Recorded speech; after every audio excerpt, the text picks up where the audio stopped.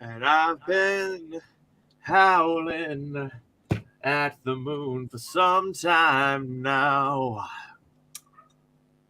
Welcome to Adventurous After Dark, everybody. Cheers. Cheers.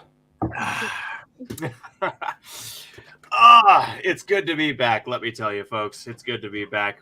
We were gone for a week because life, and also I had to take a little Mary John down to the swamp, or as I like to call it, God's country, but also the swamp. You see any gators? I did not see any gators, but you know what I did see? Tropical fucking paradise. And also some vultures. Yes. Turkey vultures, specifically. When you start seeing them, you know it's time to have a show. Right. So, everyone, again, this is Adventurous After Dark. Thank you so much for being here. I'm going to switch our... What the...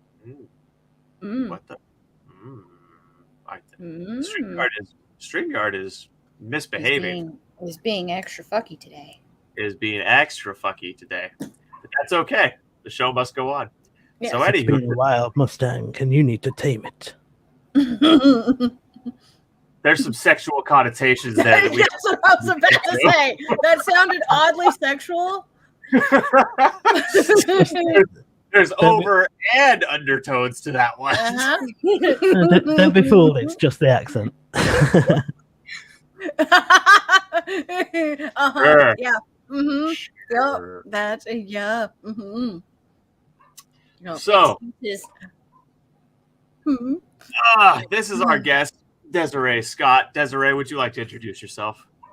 My name is Desiree Scott. I live in Missouri on 15 acres, 3 children, a husband. I've been writing since I was 15. And I've got 7 books published, working on my 8th and my 9th. Excellent. Yeah. Wow. So, she, like myself, well, I won't say like myself, in certain similarities to myself, writes shifter Yes. fiction. Yes. There's some distinctions, which we'll obviously get into in our first segment, Prose Police, and there's going to be plenty to talk about. I do want to, full disclosure, because my life is hectic and, I'm bad at this, and by this, I mean life, I did not before this as I was hoping to do. But that's okay because thankfully Prose Police doesn't rely on me reading further into it. It just relies on what's on page. So without further ado, to do, however that expression goes. Yes. Okay, does the expression go ado or to do? Ado. Ado? Yep. Ado. Yeah. Like much ado about nothing. Listen, folks, I'm uncultured swine, and that's why they put me in charge of Bad prose, what you gonna do when What? the prose police are coming for you? Bad prose. So, we are going to hop right into her work, folks. I did give it a cursory glance last night. I wish I'd had time to give it more of a cursory glance because I started reading and I did not think it was half bad. And there were the opening I thought was somewhat interesting because we opened. Well, you'll see how we open. So let me share my screen here.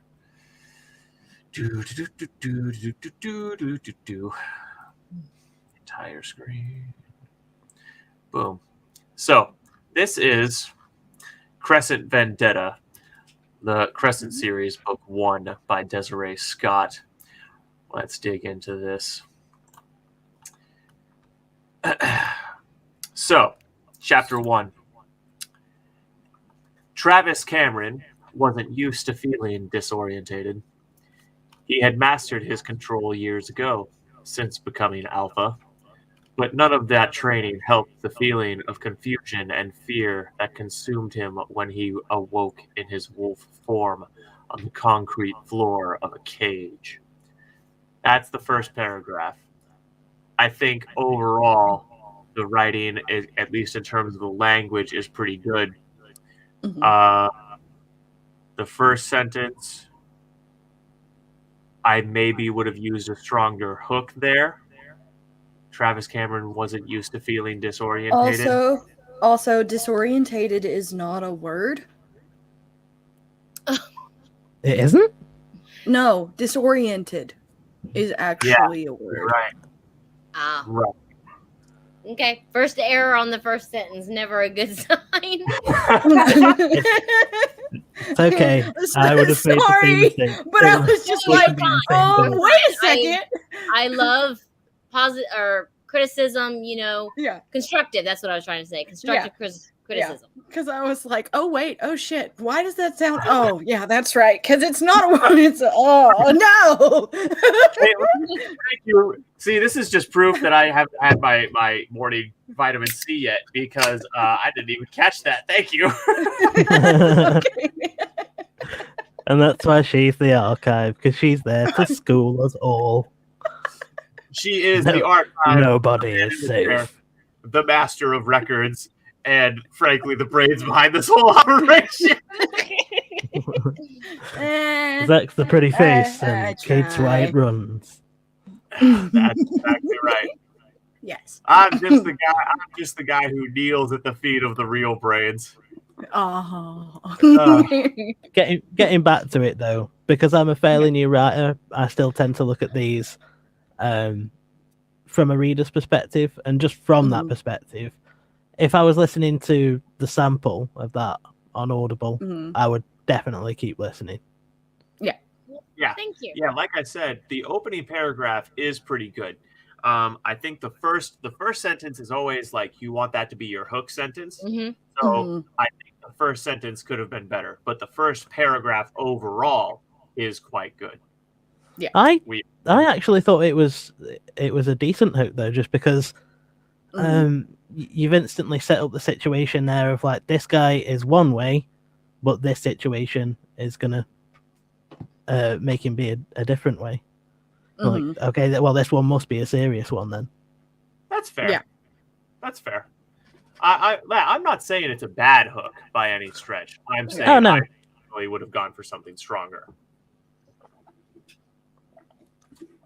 Yeah. Now, moving on to the actual writing, I do want to. Okay, so he had mastered his control years ago since becoming Alpha, but none of that training helped the feelings of confusion and fear that consumed him when he awoke in his wolf form on the concrete. So the entire rest of that paragraph is one long sentence, and it's pretty well crafted. I'm not sure about the Caitlin, what are your thoughts on how the commas there are used? So for Mason, it goes, he had mastered his control years ago, comma, since becoming Alpha, comma, and then the entire rest of that is one sentence without any punctuation. I could have broken that up. Well, actually, no, I'm a fan of long, complex sentences. Oh, I have no problem with that. You read my writing, and I literally have like, I think my crowning achievement is I have almost a quarter of a page that's one long, complex sentence. And frankly, when I do that, I just give myself a little pat on the back for being smart. Because the sentence works, but it's just half a page. But see, I like very that because Shelley. it's Shelley-esque, it's classic writing, and it demands attention and thought from the readers.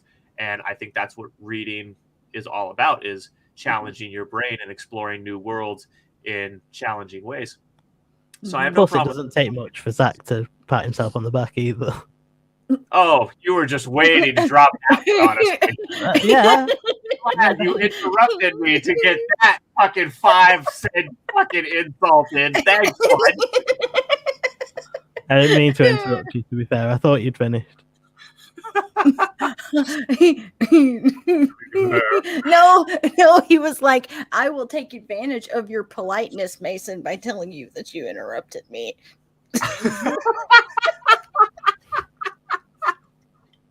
That's how I get you back for insulting me. You are giving me way too much credit. I don't put much deliberate thought into any of my social interactions.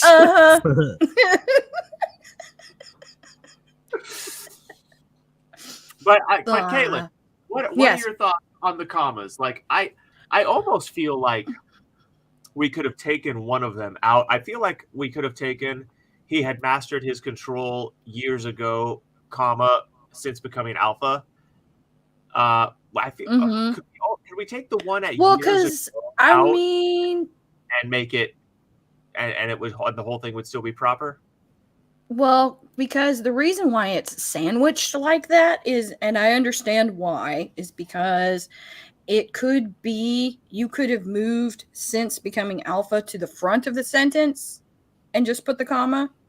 And then, so it could have been since becoming alpha, he had mastered his control years ago, but none of that training helped the feelings of confusion and fear that consumed him when he awoke in his wolf form on the concrete floor of a cage. See? Yeah. I think that way actually works better than the way that it is now. Yeah. Yeah. Oh yeah. I guess the whole thing I'm getting at that is that I think that sentence can be played with to be better. Yeah. Again, it's not bad. I want to stress that. I just think that I would have played with it. But again, every writer's style is going to be different. Yeah. How we articulate is always going to be different. Mm-hmm. That's just the fun of digging. But I can understand like writing. the instinct to put it in a sandwich comma situation. Yeah. Okay, so next paragraph here. Mm-hmm. His legs shook as he struggled to stand. Actually, I'm just going to finish this page. His legs shook as he struggled to stand, period. He barely felt himself fall, comma. But when his head hit the cold concrete, comma, a flash of pain shot down his spine, period. Next paragraph. He groaned, comma, the sound rough and harsh in the silence of the room, period. Flinching in pain, comma. The room spun as he tried to open his eyes, period. Travis attempted to stand again, comma, collapsing before he even made it onto his large paws, period. Another groan fought to break free as his parched throat tightened, period. Thinking was beyond his capabilities as he struggled to focus on his surroundings, period. His vision, comma, usually enhanced by his wolf, comma, was out of focus as he looked around at the enclosure surrounding him.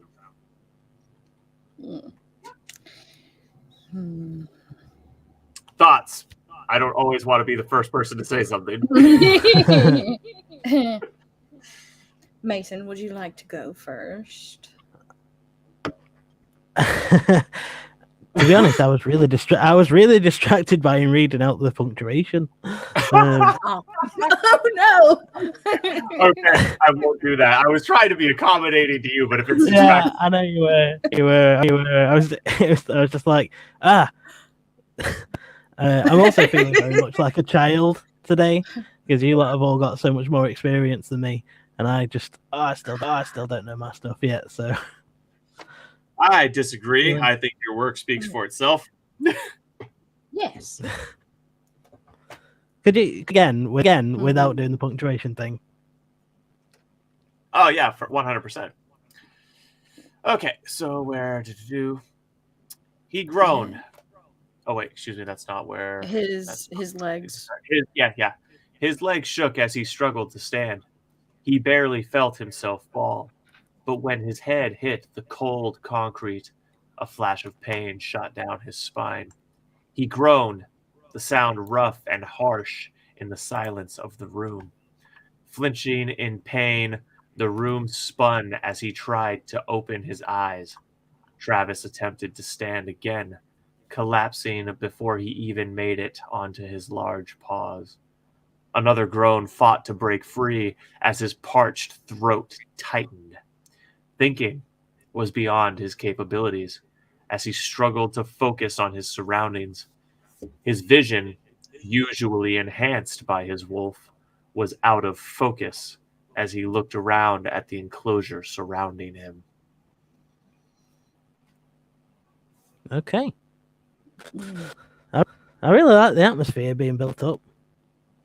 I Get agree a with that. sense of this being very uncomfortable for the main character and very disorientating. I was you put me off earlier.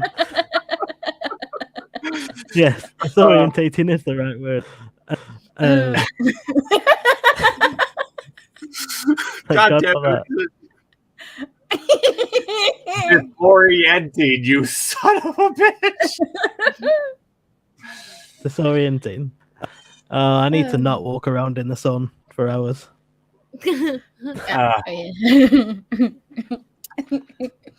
Alrighty. So I think. Oh, go ahead. Hey, did you have something to add to that? Go ahead. Okay. So I was thinking that I do like the improvement, or not improvement, that's not the right word there. I do like the building of atmosphere. I think that the language evokes emotional and mental imagery well. The picture is simple but clear. And I feel the need to throw this out there just as another, because she's not on trial today, but I always look for an excuse to throw a punch her way. The narrator actually fucking consistent, Stephanie. Right? Oh, yeah. Oh dear. Taking shots and she's not even on trial. Yep. You, sir, need a disciplinary. She will always be on trial. Her sins against literature can never be fully atoned for. Exactly. God damn. Listen, Zach, she's got double jeopardy. We've charged her once. We can't charge her with the same things over and over again. I can, because I am the law.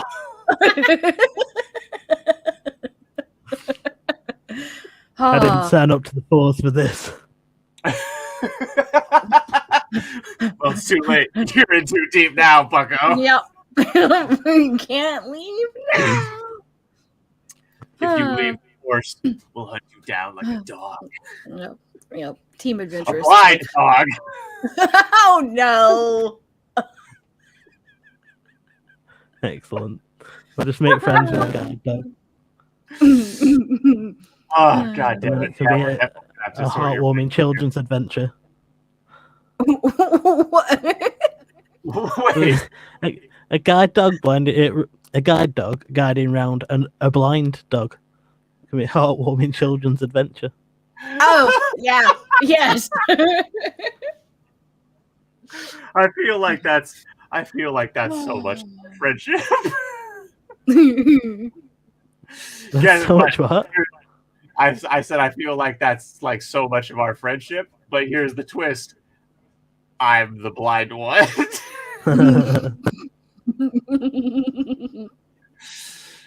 Oh god. Okay. All right.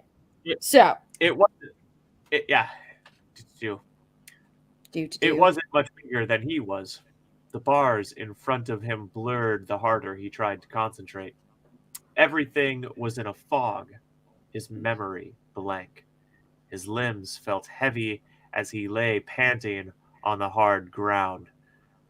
So here, this is worth noting, we've switched to shorter, snappier sentences, and we've also got some paragraph breaks here. Yeah. So Which that's normally you would see that if we were transitioning to some kind of action, yes. and we're not yet. And so that is a minor difference in style change Okay. that is noticeable. And I, as a reader, if I was like really paying attention and not just like reading this on a lazy rainy day, so to speak, I might notice that and be like, that was kind of a weird sudden style change. Okay. Yeah. And the fact that with the formatting, it being in so many broken up paragraphs, I feel like it's not necessary considering a lot of it is all within the same subject. So Yeah. when it's like, if it's in the same scene like that, is it better to have like half a page without those kind of breaks? Yeah, I would say so. Yeah. Okay. Yeah. I'm honestly though. Oh, go ahead, Mason. I want to hear your thoughts. Honestly, don't you think that it kind of represents the character's state of mind though as well? Like it conveys a frantic tone if you've got this broken up and short I like think that was my intent. Yeah. So I can understand that perspective, and there is something to be said for that. I think that would be a great perspective to take on it. Excuse me. I think that would be a great perspective to take on it if it was written in first person. Okay. This is close third, so I definitely think you can still get away with it in close third, but it's something that I would use more sparingly. Okay. In close third. I'm taking notes on my 8th book, so yeah. Roger that. Considering that, my 8th book, I have a lot of those broken up pieces. So if it's jarring for the reader, then it's just like, okay, this is my 4th revision. Now I'm going to my 5th. Yeah, because there's still a way to convey it being a frantic and frenzied voice without breaking up the ideas like this. Yeah. So I would, because I'll tell you what I would do. Can I interrupt you, Caitlin? Yes, go ahead. I think what you're about to get at, what you were trying to get at, is that we could have done, instead of breaking the paragraph, which is kind of a abuse of the rules of language, we could have stuck with only the punctuation change. The punctuation change would have started to convey that more fast-paced, frantic thought without breaking the idea up. But as Caitlin just mentioned when we started this, a paragraph is supposed to be on the same subject or a one expansive idea. Okay. And all of this stuff is within the same subject or even same idea. And so it definitely shouldn't have been broken up from that perspective. And I think just doing the punctuation would have been enough to convey the increasing. Oh man! Hey Mason, try unplugging and then replugging your mic for me. Yeah. The bard in front of him, the harder he tried to concentrate. I think that would have been enough. Yeah. Okay. I think just making it the same paragraph and just the punctuation changes from this section of writing to the previous would have been enough to convey that speed up. Did I get your idea, Kate, or is there anything you needed to add? Yes. I did get you? Okay. Yes, we are on the same page. Okay, so now next paragraph. Thankfully, it was cold. At least the chill soothed the weary ache from whatever the hell had happened. I'm not sure that you don't need a semicolon. Yeah, I was about to say that's not where I would put a semicolon at all. Okay. Not at all. Yeah. Just because. So a comma would have worked. A comma would have worked there, yeah. Okay. Yeah. Because we haven't put any kind of conclusion or clause on the idea. It was Okay. just the full idea. And that's Okay. my understanding of semicolons, is that's what they're for, to put a clause or a conclusion on an idea. Okay. Well, yeah.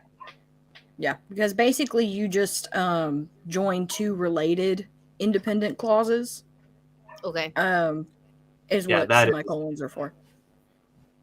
That is how the how it was explained to me. I'll say it that way. Yeah. So Mhm. basically, any kind of think of it as a replacement for commas or coordinating conjunctions like and, but, for, Okay. nor, or, yet.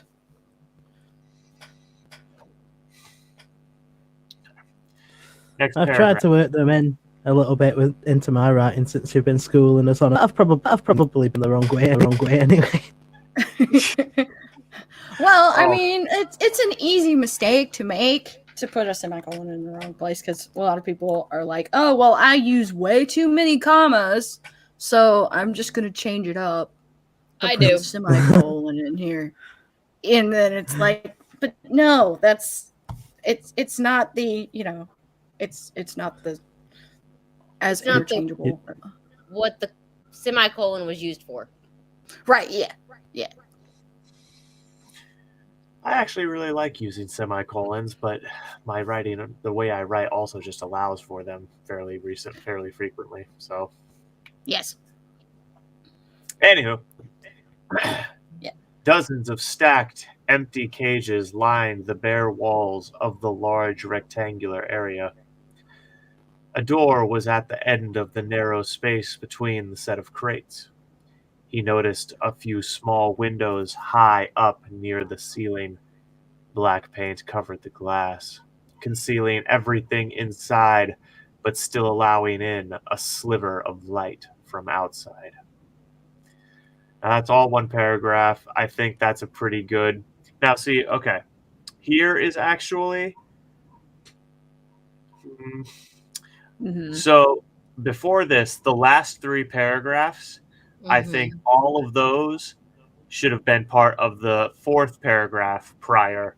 And then down here at dozens of stacked empty cages, that's where I would have made a new paragraph. Okay. Yeah. Yep. Because we transitioned from discussing the character's state to the environment. Okay. In terms of the punctuation, I actually don't see anything I would disagree with there. Now, Yeah. I will say, and so this is how to articulate here. How to articulate this idea. When you're describing environment, it helps a lot to be at least a little bit flowery or poetic in language, because the whole reason poetry exists is to make people visualize, feel, experience the language. That's the whole reason poetry exists.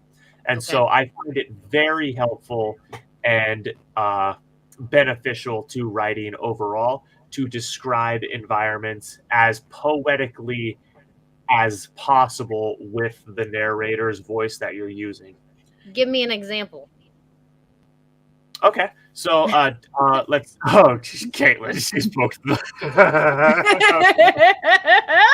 No, I have my master's in English and creative writing, so again, I'm very grateful for No, I just this is what you got to understand.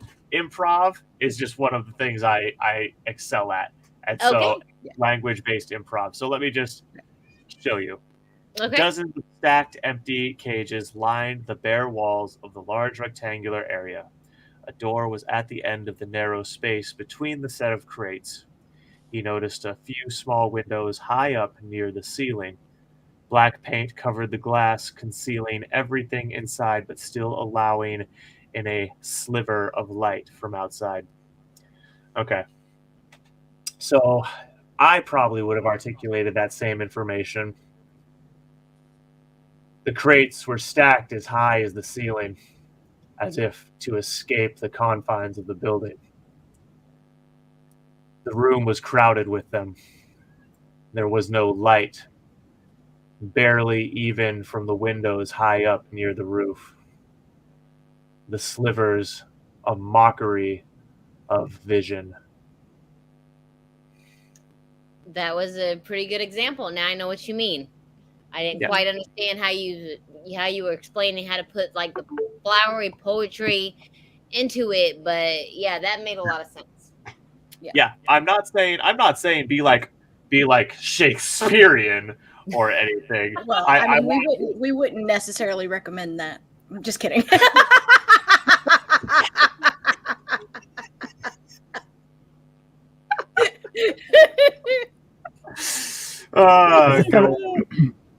As a fellow statesman, I take offense. What? I'm just going by the Tolkien school of him thinking that Shakespeare was generic and disappointing. We could also Of course he did. Bo He did. Burnham Brilliant. we could also go by the Bo Burnham school of thought and say that Shakespeare was an androgynous douche. Oh my god. Look, I'm not a fan of Shakespeare, is my point. We can tell just a little bit. It shows just a bit. I think he did produce some good stuff, but I think he is so overhyped. But Okay. I guess Well, anyways. what we're saying here is a lot of people have a tendency to be afraid of verbosity, Yes. and you shouldn't. Yes. You really shouldn't. There's nothing wrong with using clinical language. There's nothing wrong with saying things exactly how they are, but that in and of itself doesn't mean that you still can't put some level of poetic spin on it. If you really think about it, you can make even something as simple as making coffee in the morning sound at least somewhat poetic, depending on how you word it. And I think almost always it's better to include some element of that in your writing, because that holds people more than just very clinical descriptions that are absolutely bare bones and exactly, the thing in its mundane detail. I think most people would prefer some level of poetry in their descriptions.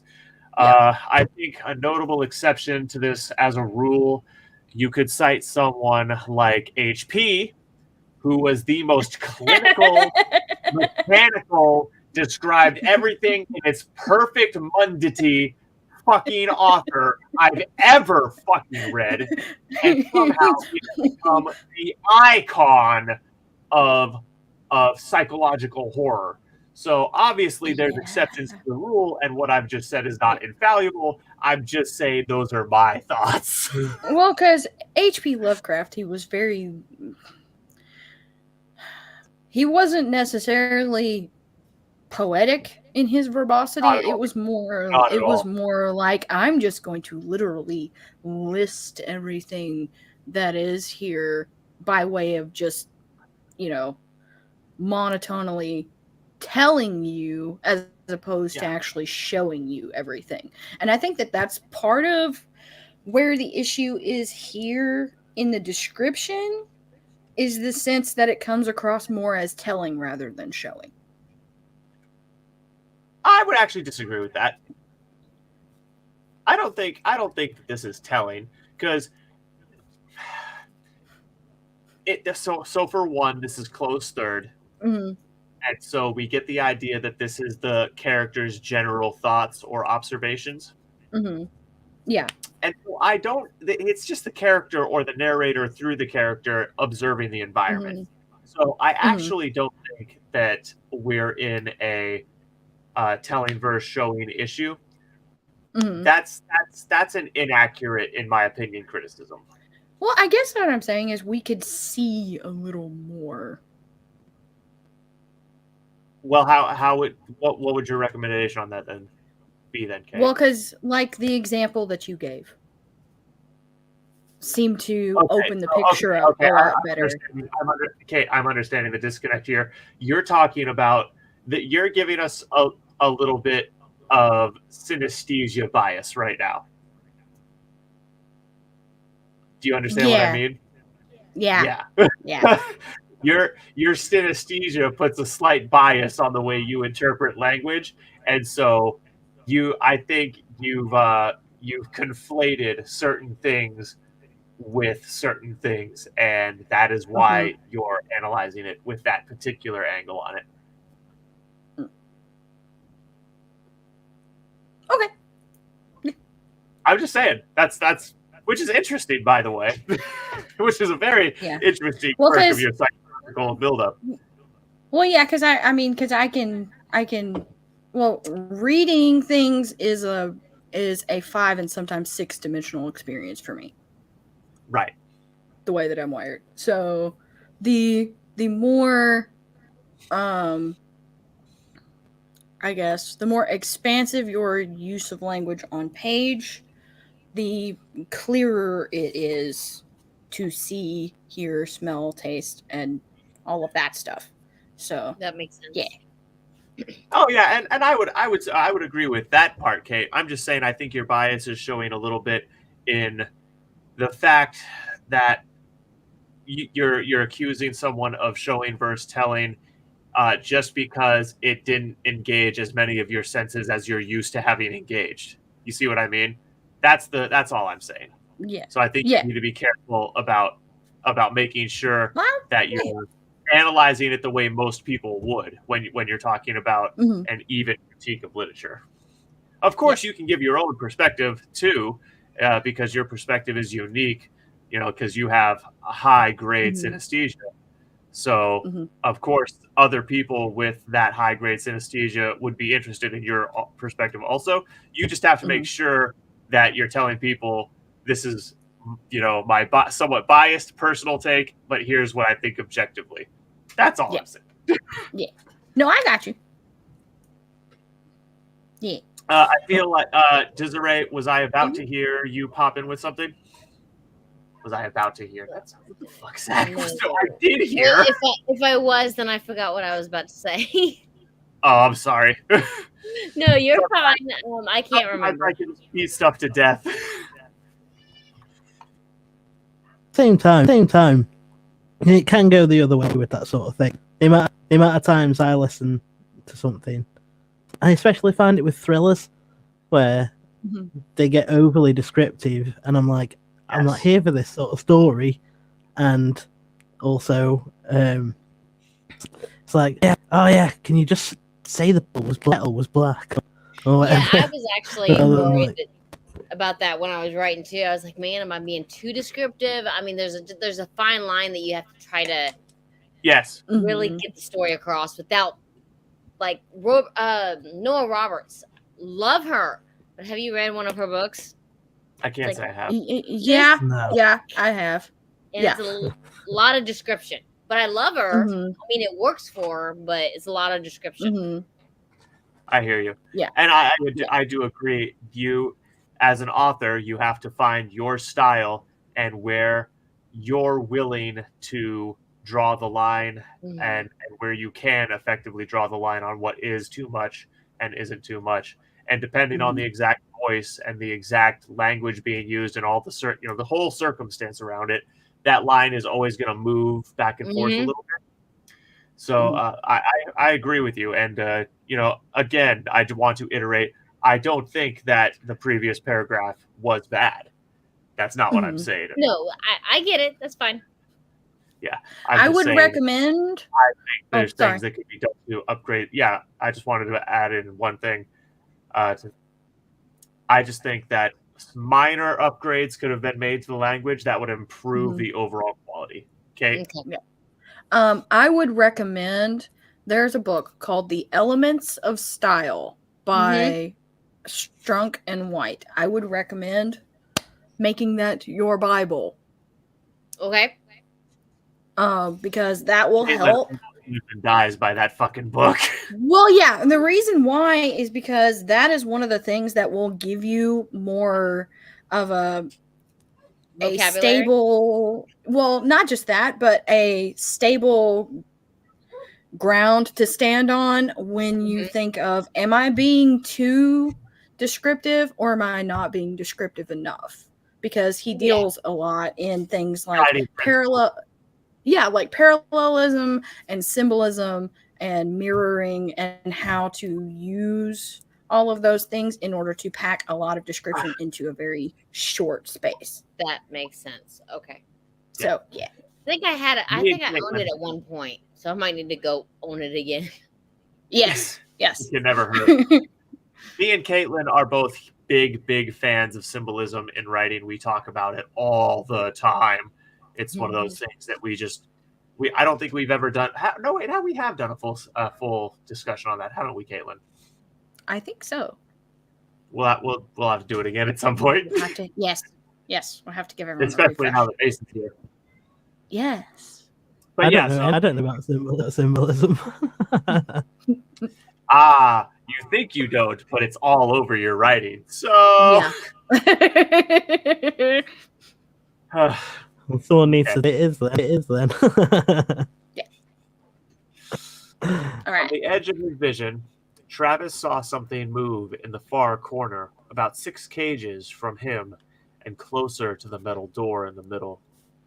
A low whine drifted toward him, and he stilled, zooming in on the occupant inside. Now, minor conflict. So I when I read that last night, I instantly stopped and I was like, but wasn't his vision all fucked up? Right? Yeah, you're right. Yeah. So it contradicted itself. Yes, it's a minor contradiction. It's not glaring, especially because this is a good place to mention suspension of disbelief and giving an author the benefit of the doubt. Okay, as a reader, the writing overall up until this point has told me that this writer is competent and basically knows what they're doing. And the story has been, I've been dropped in this scene with this character, and the mix of the character and the scene have been interesting enough to have me. I'm already giving you some suspension of disbelief, is what I'm saying. I'm already giving you some benefit of the doubt. And so when I read that, I would immediately have chosen to assume that something was going on that made that still possible. Like maybe as soon as he noticed the figure, his brain gave him a minor shot of adrenaline and it brought him into temporary clarity.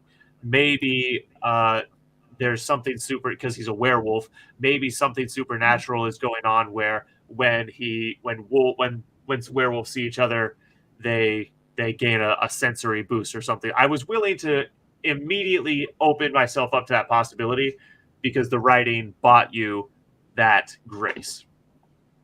That's the point. I kind of beat it to death and was much more verbose than I needed to be there. And then, correct me if I'm wrong, but am I missing a comma right before the about? I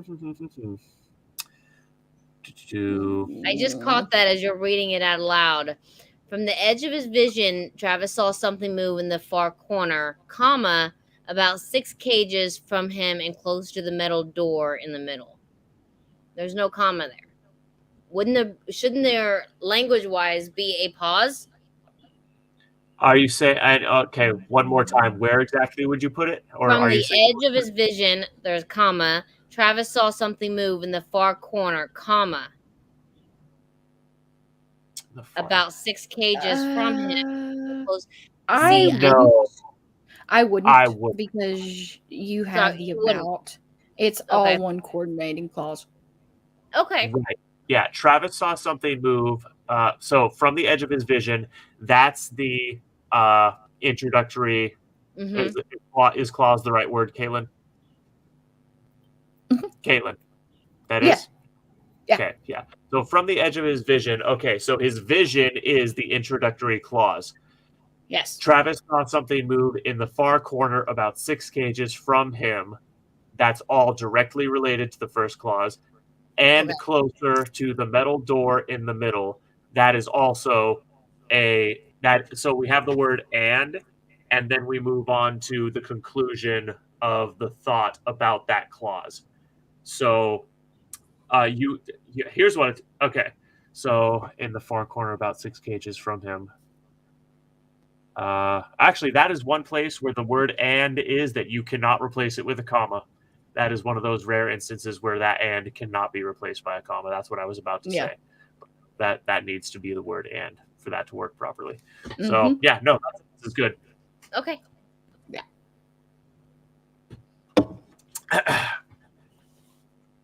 A low whine, and then we have a low whine drifted from him, comma, and he. So okay, now this is a good throwback. This is a perfect example of what I was talking about earlier.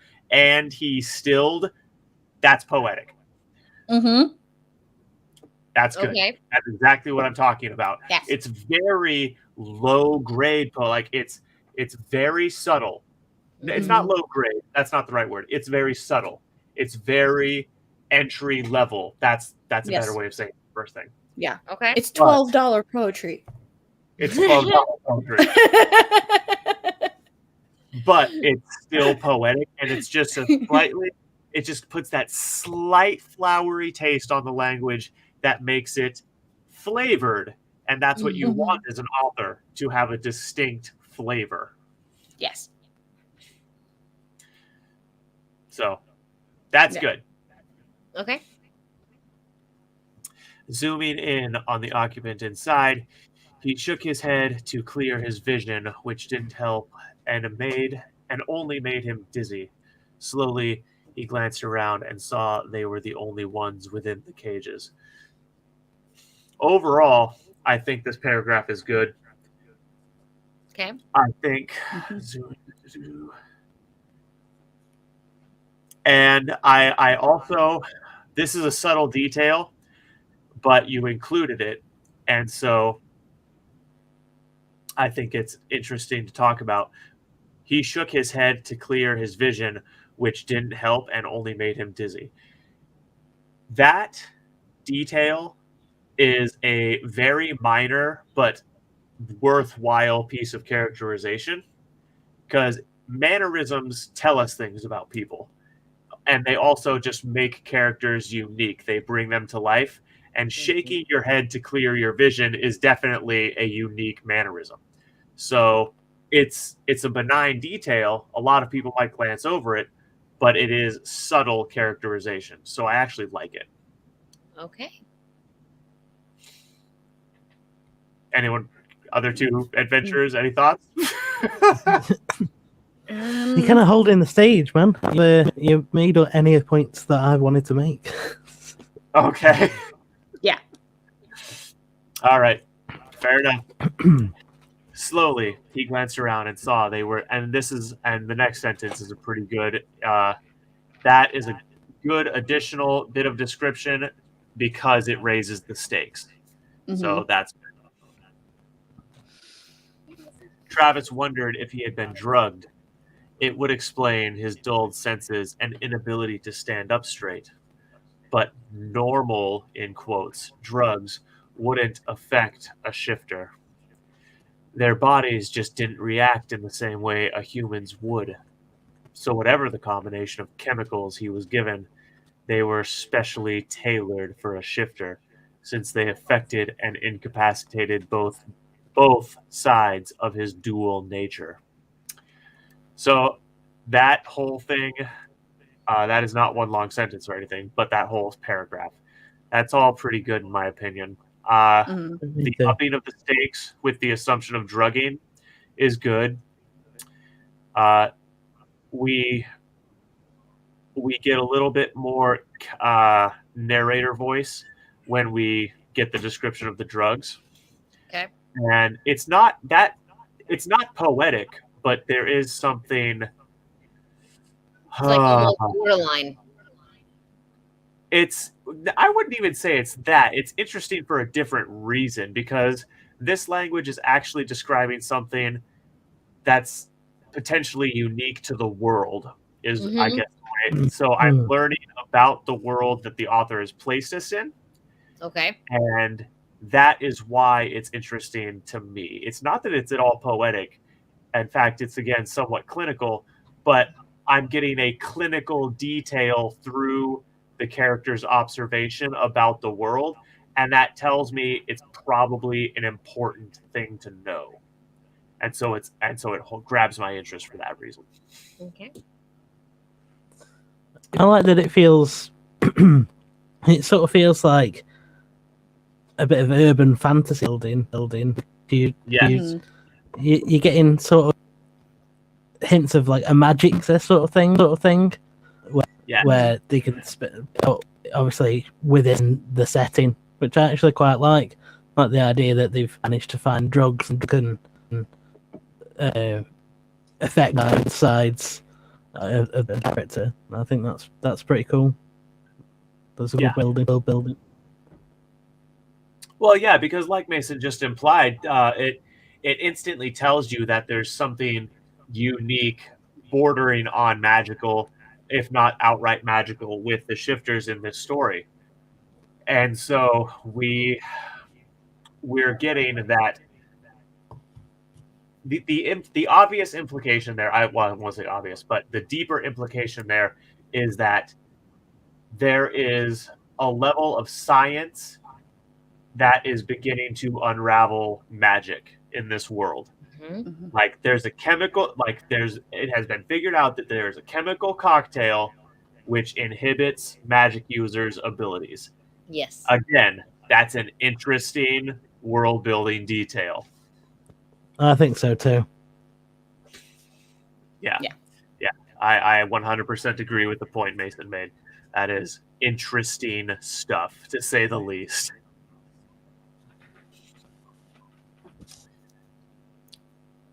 And then we get down here and we get back to getting just a slight taste of poetic language with of his dual nature. That is also it's again entry level, but it's a poetic way of saying that. Okay. His dual nature. That's And I think, and at the same time, I do want to also mention that I think there's other words. This is the beauty of language too. There's other words that you could have used there and had the same meaning and level of flavor, but it would have changed how some people perceive them. So instead of dual, you could have said twin or duo or double. And the word you use there changes how some people are going to perceive it. Yeah, it changes the perspective of the reader. Yes. Such is the beauty of language. Yes. You gotta love it. I don't much care for the rules because I have to try to keep the rules in mind. It's like I'm in an abusive relationship with the English language. Yeah, it's a love-hate relationship when it comes to me and writing. And that book saw probably, I'm not joking, 10 rounds of edits. So I know there's, it got edited for quite a long time. Well, dual him sort of him that there is sort of a die there as well. Like rather than being twin, like you were saying, Zach, the use of dual does imply that there isn't between. I'm sorry, Mason, you're coming in scratchy. Did you say there is like a dual essence between the two? Yeah, I was saying that the word dual implies that there is a difference in the two. And rather than them being twin natured, I think dual. Right. That's a good analysis of two of the words you could have used there. I agree. That was not a bad breakdown of the difference that word selection choice was. I'm not articulating that the best, but I think they get it. We'll move on. we get you. I've had teachers talk to me that way too. Shut up, man. No, see, God damn, that was not the point I was making, and you know it. All you were missing was the pat on the head. Oh my God! Well done. Have a gold star. Oh my God. I was not condescending you. That's not what I was meaning to do. Yeah, but it's funnier if I pretend that you were.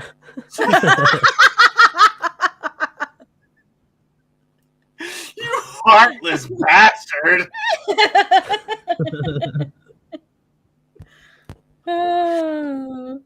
All right.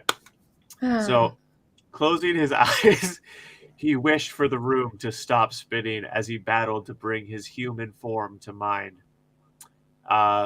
Again, he wished for the room to stop spinning. See, that again, very, very subtle, but it puts a very slight poetic twist on him being nauseous. And again, that's good. That's character. It's a small chip in the ever building profile of the characterization. Mm-hmm. It's good writing because the reader can instantly empathize with it if they've ever been even remotely sick. So that's good because humans like identifying with characters.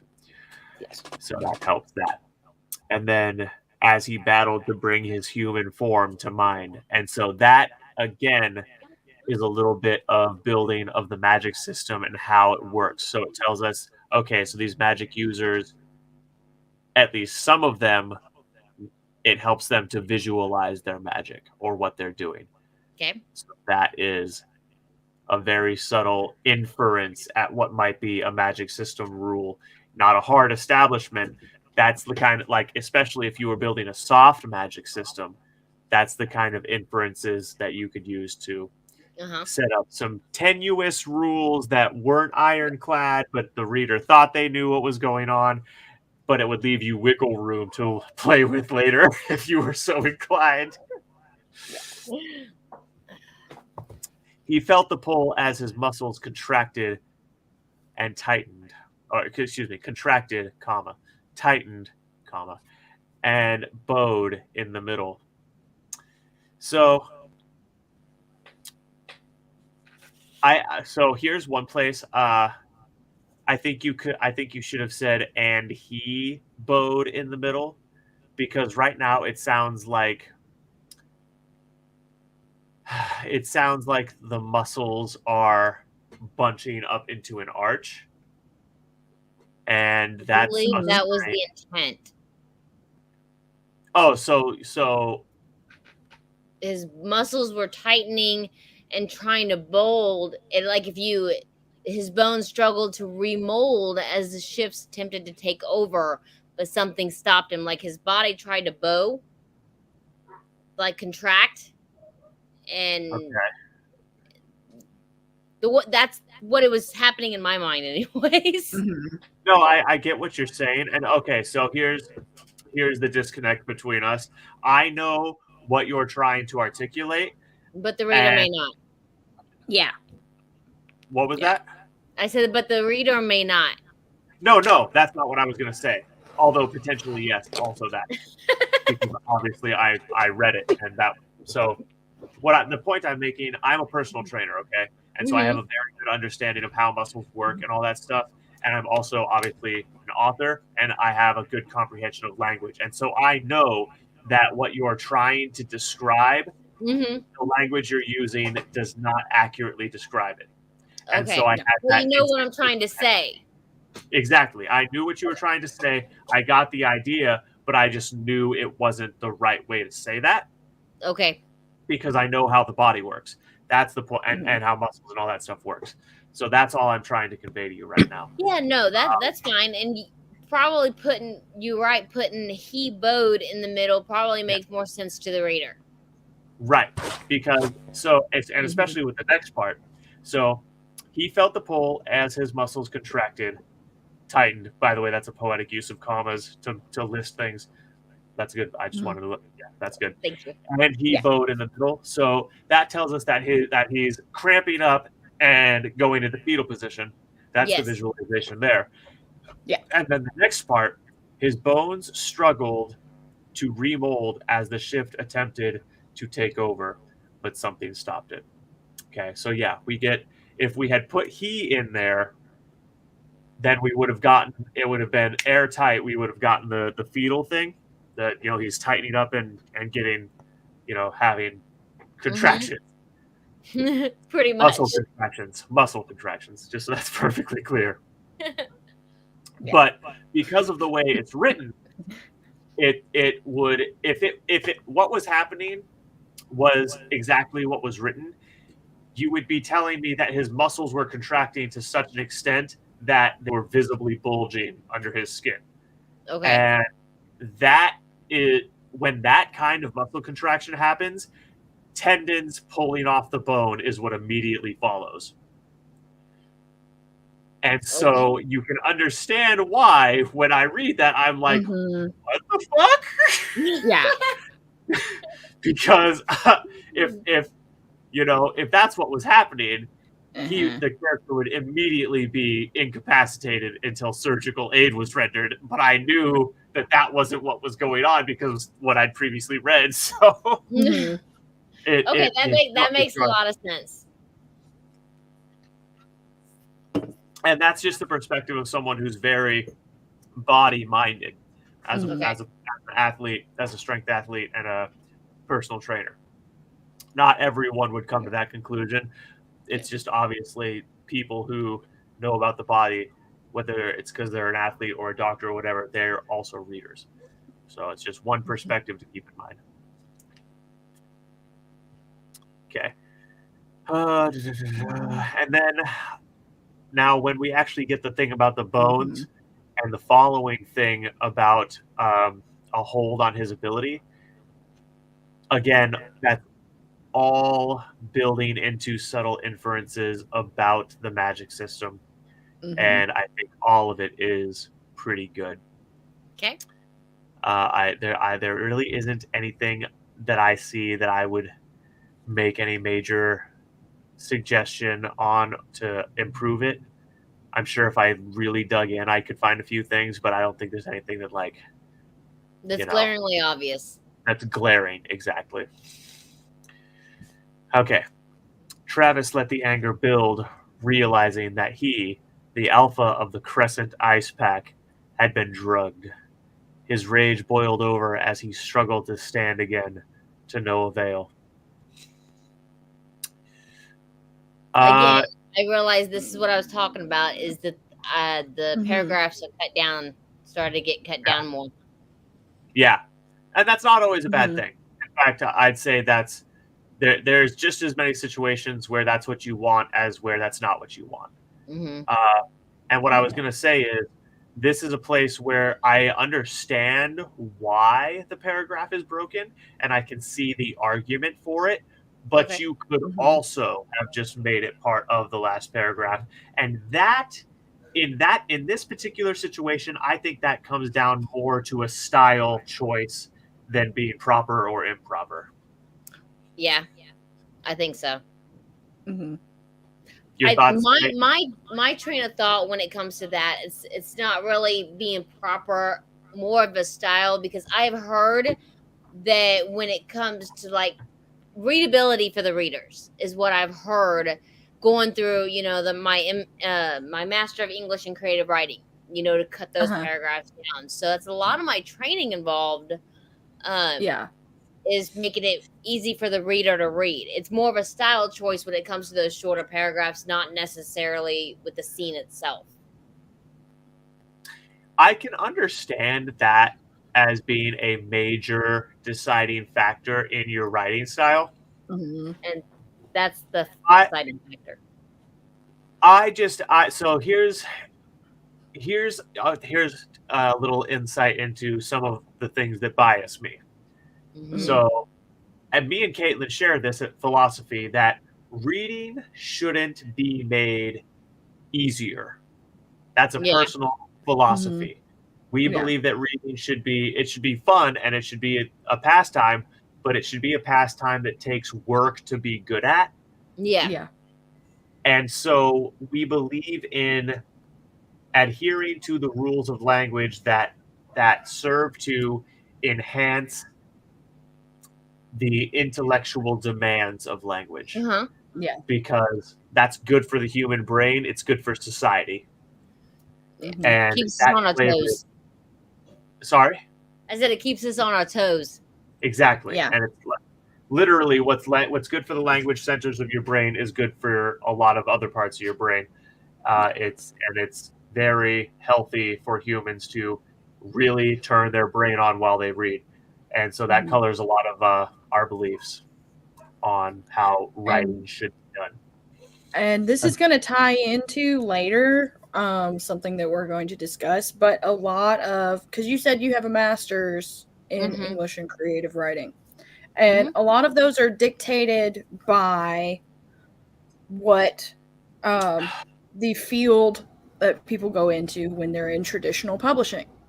Yeah. And a lot of people don't realize this, but the way they have it set up is for the purpose of perpetuating shorter attention spans. Yes. I think that's more what and I think that's where the instructors were coming from when it comes for readability is to they could read the story in chunks like 10, 15 minutes because their lives are so active. And but that was see, that's the lie right there. They call it readability and accessibility, but what they're actually training you specifically to do is to perpetuate people to wire their brain to have a shorter attention span. Okay. They're telling you that you're helping, but you're not. See what I'm saying? I want to make it perfectly clear that Kate is offering no proof of this. Yeah. I'm not like, I'm not attacking anybody. I'm just saying that that's specifically, that's the formula. No, well, I mean, that makes sense considering As my somebody training. who's worked in TradPub for 16 years. So that's something that I came to realize, and I was like, oh shit. Right. That's a professional opinion of because Kate, I just want to make sure you understand why I feel the need to stop it, just because you said that in tinfoil hat language. Well, I know how it sounds, but I know how it sounds. I just want to make it clear that you understand that I want people to understand that is just your professional opinion, not some kind of kooky conspiracy theory. Well, I mean, because if you look at it, and that's her professional assessment of what it's doing. Yeah, but if you look at it, if you look at the evidence and how literature has progressed over the last several years, and then how colleges are like, okay, well, we are just going to train people for this vocation, which is going to make this, occupation that feeds this particular type of company more money. So the way to do that is to train people to do A, B, and C, which is, we want people to, have shorter attention spans because that means that they can pump stuff out quicker and make us more money.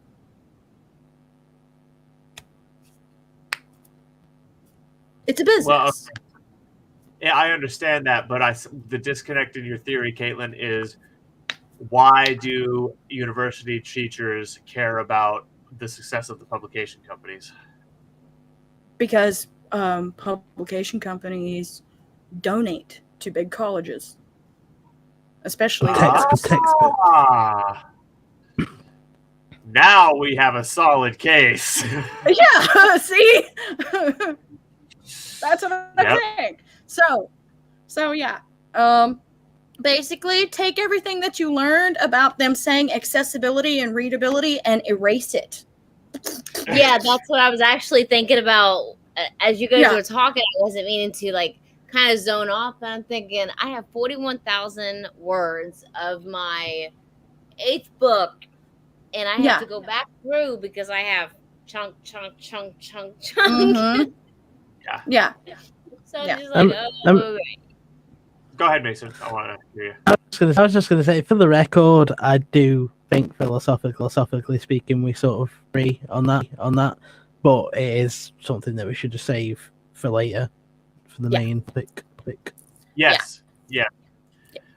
Yeah. So, yeah, we'll dive back. We'll dive into it more in the actual main discussion topic right now. But I guess really my point for that though was, I think, Desiree, honestly, if you leaned more into your instincts, because what you have here is good. Like it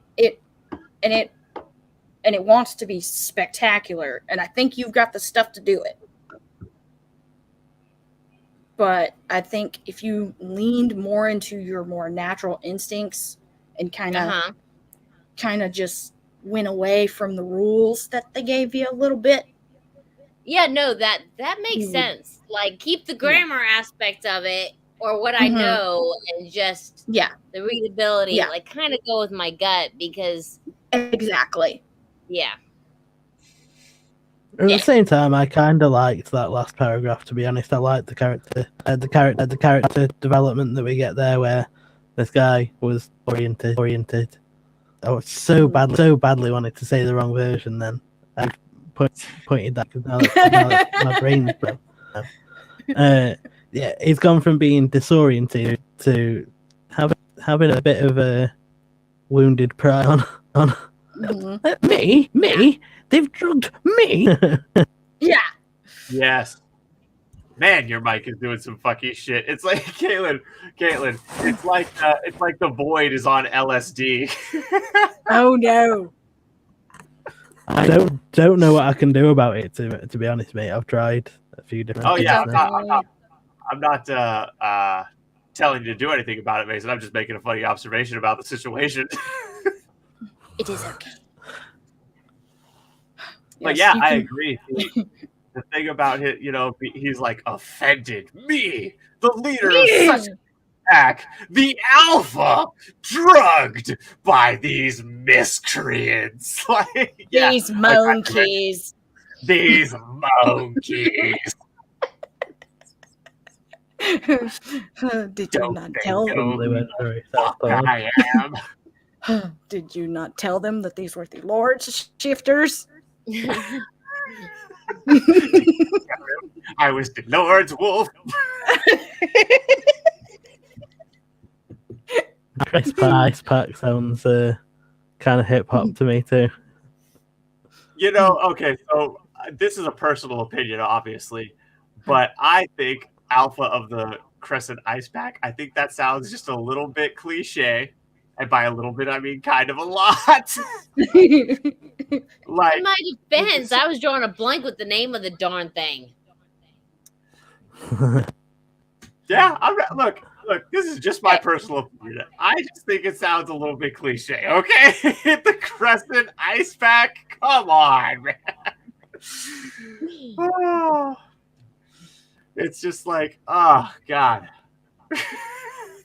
I just get an image in my head of just like a hip hop crew, all coming on stage, introducing the Crescent Ice Pack. The Crescent Ice Pack. Yeah. Oh man. Oh, there goes the beeping of my fireplace again. I've noticed he did a few of our streams when I've let playback. No, that's funny. That's the first time I've ever noticed it. Yeah. No, it's happened a few times, trust me. I believe you. Okay. Yeah. All right. He hadn't felt helpless in years, and a shiver of terror shot down his spine. Good. So that is one place where the style choice of making that a short, snappy paragraph, absolutely agree, because it makes it bite, and it's something that should bite, because it's hard characterization, and that's something that tells us a lot about the character. So making it its own short, snappy paragraph, exactly as I would have done it. Okay. Vowing that those behind the crime would die. Travis collapsed back on his side and refocused his effort on pushing whatever they had drugged him with out of his system. Good continuation of characterization about the previous issue, and it tells, and again, now we're getting the idea that there might be some technique he knows or some ability that's part of his toolkit that allows him to do something like pushing junk out of his system a little faster. And that makes me potentially wander off onto some other thought tangents. So I like that. Looking over at the still form in the other cage, he couldn't even tell whether it was someone from his pack or not, and that terrified him too. Okay, so the leader cares about his people. That's good. That tells us important things about the character.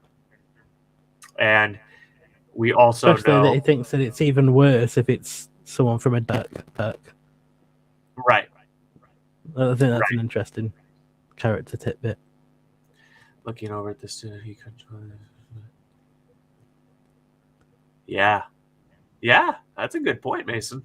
I hadn't thought about it from that angle. Actually, that's a good point. Yeah.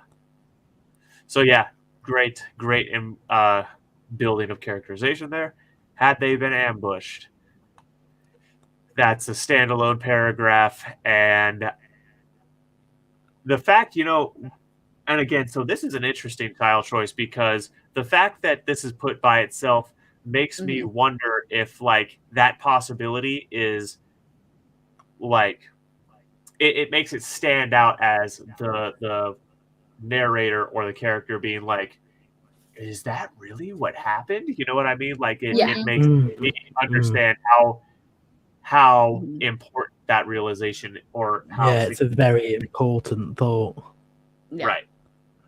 Because that instantly makes me wonder, like, is it an inside job? Like, maybe the reason he's so shocked is that, man, the only way we could have been ambushed is if someone from the pack gave this info out or whatever. So, yeah, I think that's quite interesting. Yeah. Definitely leads you down a lot of interesting thought possibilities. Or possibilities of different. Anyways. No, I wouldn't have actually thought of putting it in its own paragraph. I quite impressed by that because I just hadn't really thought of it. If you did something like that, it really does make it stand out as an important thought. So yeah. But on Thank the you for other me. hand, It's good technique. Wouldn't 1, 2, 3, 4, 3? On the other hand, wouldn't those 3 sentences be better together? So the next 3 sentences / next 3 paragraphs. Okay, so let's see. Had they been ambushed, the sound of his growl filled the silence, and the other forms stirred slightly. Whoever it was, they were alive. No, I think those are good as 3 distinct paragraphs, and here's why. I was about to say, what's the reasoning behind it? Because you just got done telling me that, you know. Yeah, so here's the reason why. So this is an actual how to articulate this. In this moment, this is some realizations and some thought processes that could potentially actually really, really elevate someone. Like you would instantly, be going a mile a minute in your head over this line of thought, potentially. Yeah, so he's been ambushed, or the question, and then the growl as he thinks of the question, and then the movement, and whoever it was still alive. Yeah. And so it's not so much what's in the paragraph. What the point I really want to focus on with the distinction between this and the last time we said going like this in short bursts of paragraphs was a bad idea. The difference between the two is what's being described and the stakes. It's a different convergence of circumstances, and so the principle shifted. A lot of the advice, you got to understand, a lot of the things that me and Caitlin say are going to be circumstantial. There's always almost every rule can be bent. Yeah, Almost every So- rule can be bent or even broken depending on what's going on around it. So just to break what you're saying is the difference is that first a room was being described. The second time around, you've got a Action. character that's perhaps coming to quite a shocking realization. Yes. Mhm. Yeah, exactly. Yeah. Exactly right, Mason. Okay.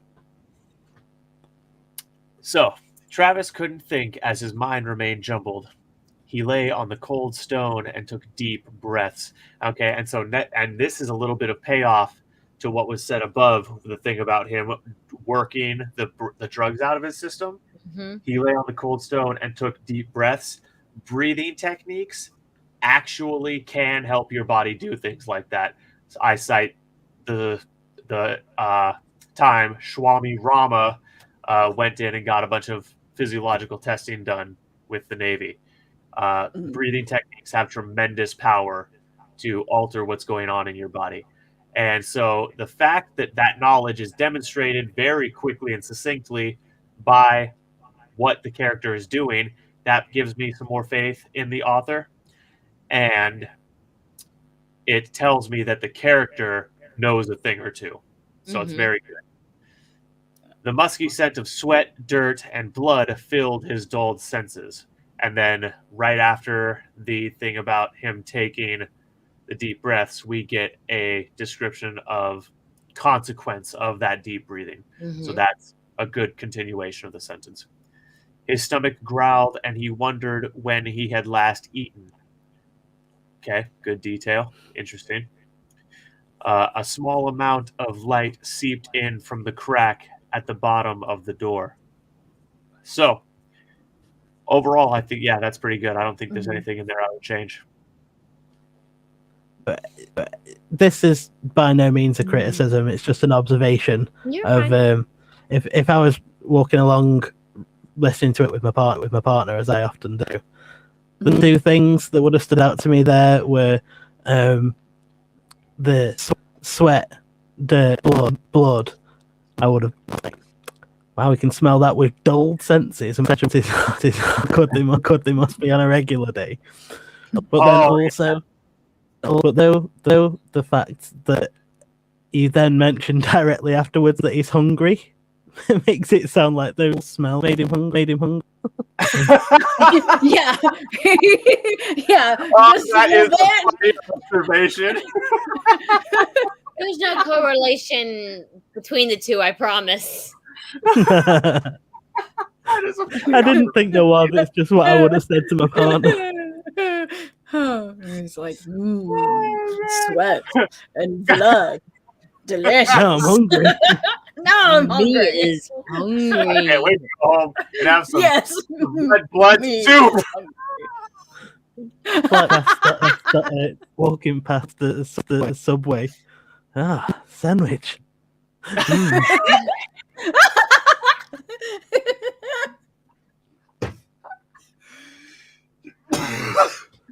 Guys, amazing.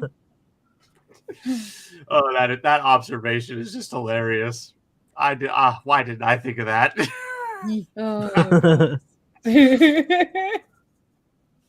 Oh my As he willed God. his wolf to heal faster. Okay, Caitlin, Mhm. have your little tirade about that. What? Oh, well, I was. Well, the thing I have about that is when people use it that way, and this was a trend that started on Wattpad, and that's another reason why I want to be like, okay, people, you need to stop this, because when you refer to it as his wolf, it sounds like, in the context of the sentence it's usually used in, it automatically shifts your reader brain to thinking of it as a separate thing. Mm-hmm. So That makes sense. it's like we see him there, and then this whole other creature at the same time. You see what I mean? Yep. So it's just something to watch out for, because Now, it. in some ways, narratively, sounds like it got caught in a clothes dryer. In some instances, just a little bit. I'm not sure what you Not- mean by that analogy. Okay, what I mean by that is, okay, you know, like when you put clothes in the dryer and sometimes something will get caught in the door. So when it's going around all merry and happy, and then suddenly it's like, eh. So when you're reading along all happy-go-lucky and it's fine, and then you come across like a word or punctuation that makes something slightly awkward, so you have that catch in your brain. A crick is Yes. the sound you're. Yeah. Yes. Yeah. Yeah. Okay. I Yeah. You have understand. that slight Basic catch in your brain. example. I've never heard a washer or dryer do that. So I have no idea what you're talking about. The analogy doesn't work. I was like, what the? I feel like that might. So- Is that a bit of regional dialect slipping through? Well, yeah, Yeah. maybe. Yeah. Or it's a Kate-ism because kind of weird. Well, you are a state of your own, so that would still be regional dialect. Yes, I am in a state of my own. You are correct. Incredible for the stoops, but a paradise for those of a scholarly mindset. The land of light. You are too kind, sir. Oh my goodness. But yeah. So Oh my god. So anyways, yeah, it's just something to and watch out for. okay, and here's my addition to Caitlin's thought on that. Yes. I think that you could say he willed his wolf and be talking about the other dual aspect of his nature. That could work if the language of the narrator made it work, because it's a poetic usage. Yeah. In the right context. But see, the narrator we've gotten in this work is not poetic to that degree, not antiquated in speech to that to any degree. It's actually all very modern speech. So there's no sense of antiquity in the narrator's voice. And so, on the other hand, carry on. Yeah. Oh, well, I was just going to say, and so for those reasons, that usage does not work there. Yeah. Mason, what were you going to say? I was going to say that, just let me get my brain back on track. What was your point? What with? I'm sorry, my brain's just completely gone. I was just blank. saying that because that is a poetic usage, and the narrator voice has not been poetic, at least not to any significant degree up until now, and that's a high poetic usage. It doesn't really work. I was gonna say. On the other hand, we don't know yet what kind of was this character could of their will as a separate entity, as opposed to another part of themselves, which would be led by the dual aspect that was given. Yeah, there's an argument to be made there for sure. I can definitely see how you could interpret it that way, and that's a fair interpretation. I can't even critique that or combat it. That if as a reader you chose to make that connection, that's fair. I guess the only criticism of that idea that I can have is that I don't think a large number of readers would make that connection, because that's pretty analytical interpretation, and not all readers are analytical to that degree. Yeah. So, but then again, it's good to challenge your readers. So from that perspective, you could argue that it is good. I personally disagree with that perspective because I think the narrator thing that I'm citing is a bigger deciding factor in what to write and what not to write. but the nugget of Mason's opinion is definitely valid. I prefer my own opinion because that is because that's best. But Mason's opinion is still valid. I consent to this being your opinion. You are allowed to have this opinion. It's just not as good as mine. Now you're getting it. Yeah. Oh my god. Oh god. Oh, wow. Narcissism. Some people actually act like that. Yes. God, that But could be a it's little jingle. that could. Yes. We should make that a stinger. Oh my Oh, god, God. Caitlin. Yeah, I was about to say we should make that a bit we do. Like we'll Yes. do a skit and then quick little skit, and then that will be the punchline, and it could be like video jokes. Yes. Oh god, an acted out. Oh yes. Yep, Caitlin, Yeah. write that Write down. it down. Yep. Thinking back, Travis remembered hunting, and I think after this page we'll wrap up because we're now 90 minutes in. So Travis remembered hunting back, the cool air of the Oregon mountains, light and chilly with a bite in the air. I had air twice in one sentence. Kind of drew the reader out. The cool air of the Oregon bite. Yeah, a little bit. It's not egregious, but a little bit. Mm-hmm. Travis You learn remembered so much when somebody reads it out loud and you're listening to it. that's so it is good. You know, a good rule of thumb. If you're not sure about a sentence, read it out loud. It really is a good rule of thumb. It really is, just from a narration point of view. The amount of sentences that I've had to chop and change as I've been bleeding through the bleeding ground because I'm trying to read it out and I'm like, oh, you've wrote that and it like makes sense, but your mouth, it sounds like crap. Yeah, it's what it is. What it is it's a emergency syntax filter. That's what that technique is. It's like, oh, this is almost making it past my syntax filter. Let me say it out loud just to make sure it's not Right, good. yeah. Yep. Yeah. So that. All right. So images filtered in and out. Well, but I didn't finish what I wanted to. I forgot my thought on the last thing. And chili pie with the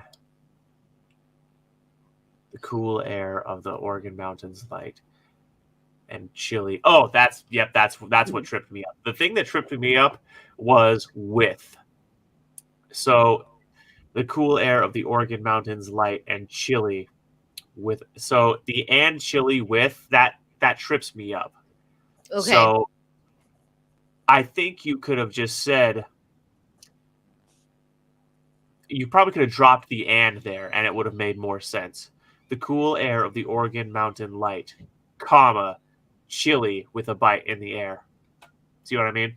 Yeah, I see what you mean. Yep.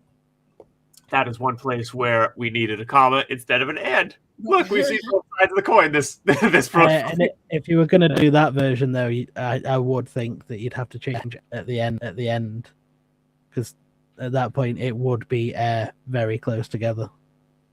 So you could say the wind, the atmosphere. What? I would probably have ended to it, like the cool mountain air, chilly, and with a bite to it.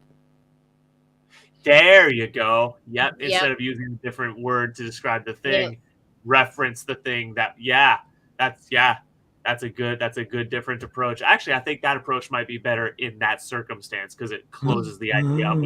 Yeah. That's a good point. Okay, images filtered in and out, the blur of the trees, the deer and rabbits running and escaping through the woods. The chase always got his blood pumping, the adrenaline rushing through him. Fleeting scents flashed through, but they were just quick impressions and dim possibilities of what had happened. Let Let me make sure that M dash is acceptable. Images filtered in M dash from blur of the Yeah. tree. Yes, we Here, have Stephanie Meyer right. M-PTSD. So the way it's used there, yeah, I'd say that is not bad, but I would have used a semicolon instead. Yes. Okay. Yeah. I'm so confused when it comes to semicolons and M dashes, and that's what I Okay. haven't answered before. Okay. M dashes are what we use in fictional formatting in place of using parentheses. Okay. So if you're Right. ever confused about whether to use M dashes or colons or semicolons, if it is something that can be taken out of as an aside that you would use in a nonfiction like essay or something, and space it out with parentheses. If you are doing it in a fictional format, use M dashes. Okay. All right, that Yes. makes sense. Caitlin, why have you been letting me use parentheses this whole time? That makes perfect sense. Why have you not corrected me about this? I did, but you told me you liked using them. And so, God damn, you know, I think I remember that conversation yes, now. yes, we have had this conversation. You said they work just as good, and I like using them. I am so relieved you just brought that point up, because there's been a couple of times where I've like completely trash a sentence because I'm like, well, I need a parent there, but I know that I'm not supposed to use them in fiction, but I don't know what you're supposed to replace them with. So I've just you reworked replaced the them. sentence. Yeah, you replaced them with M dashes. So yeah, Oh, thank God for that. yeah. Well, Mason just got a new tool in his kit. Caitlin just convinced me to alter my toolkit. We were all, see, and this is why the archive knows best. Hey, well, and this another one vacation, for me, I got an for me, upgrade. So, ha ha ha. I gotta say, it's Caitlin, another though, brick. sorry, Mason, go Good, ahead. I want good. you to get your thought out. Go ahead. I was just saying it's just another brick in the wall for me, because I've already tried starting to use semicolons now that you've told me what. Mm-hmm. Yeah. So now I know how to use M dashes too. Thanks, Teach. Yeah, no problem. And see, my thing is I'm vaguely remembering the previous conversation. She did not make that compelling of an argument the first time around, in my defense. I'm sorry. You don't have to Yeah. apologize. I'm less. Well, hey, let's just put it this way. I'm less clogged now. Yeah. So There you go. yeah. I'm not having to yell You're through welcome. bubble wrap. Yes, thank you.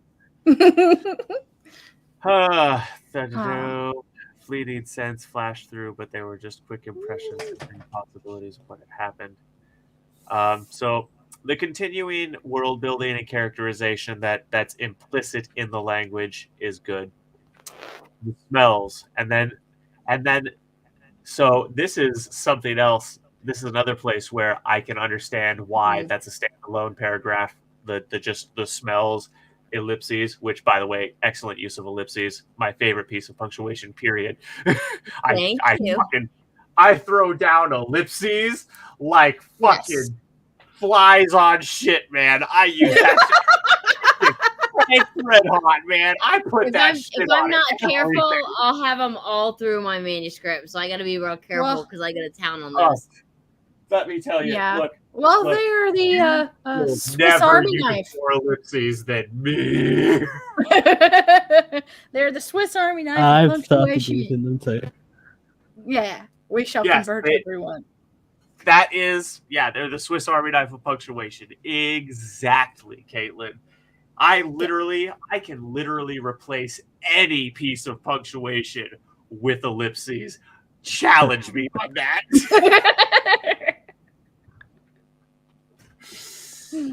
Okay, so anyways, and because we get the smells by itself, that instantly tells me how strongly this character is tied to their sense of smell. It's a piece of their identity, which is very interesting, but also makes perfect sense considering he's a fucking wolf. So it's good. That's good. In-theme character building. Very good. He focused on the imprinted memories further and examined them as the cold from the concrete seeped into his fur, a welcoming chill against the hot flashes he was experiencing. Good continuing of description, and it gives us a little bit of like flavor of what I'll call stoicism. Uh-huh. Yeah, so that's good. Oh. Travis remembered the aroma of some. Oh, go ahead, Mason. Did you have something? I was just going to say that I liked that sentence basically. The welcome release. I thought that was good. Yeah. Well, a welcoming chill against the hot flashes. Yeah. Because again, I think it's good because of the little added flavor of stoicism we get there. Like he's not looking at it as being I'm laying on a cold floor, man. This sucks. He's looking at it as well. It's at least it's fucking easing the throbbing. Pretty much. Yeah, it's a good little, just a little lick of stoicism. Take a salt tablet. Travis remembered the aroma of something foreign. Another animal? No, it had been a shifter. They had a unique smell that both animals and humans lacked. I think that whole thing is good. We get a proper use of the semicolon there. The ellipses after the no is dramatic. We're getting insight into how the character thinks. That the whole thing's pretty good. Thank you. Well, the shifters have their own, so that's interesting. Well, it makes sense. And it makes sense, yes. Mm-hmm. Well, yeah. Again, in-theme world building. It's good stuff. Yep. It helps make the world believable. It's to show me something interesting that doesn't make sense. Me? God damn it. Or me. Kate, you make a lot more sense than I do, trust me. Oh, hell yeah. Hell yeah, she does. Had another pack ambushed him, and then there's the beginning of a next sentence that picks up on the next page. But so had another pack ambushed him. That is a recall to the previous idea, because it's been posed as a question both times.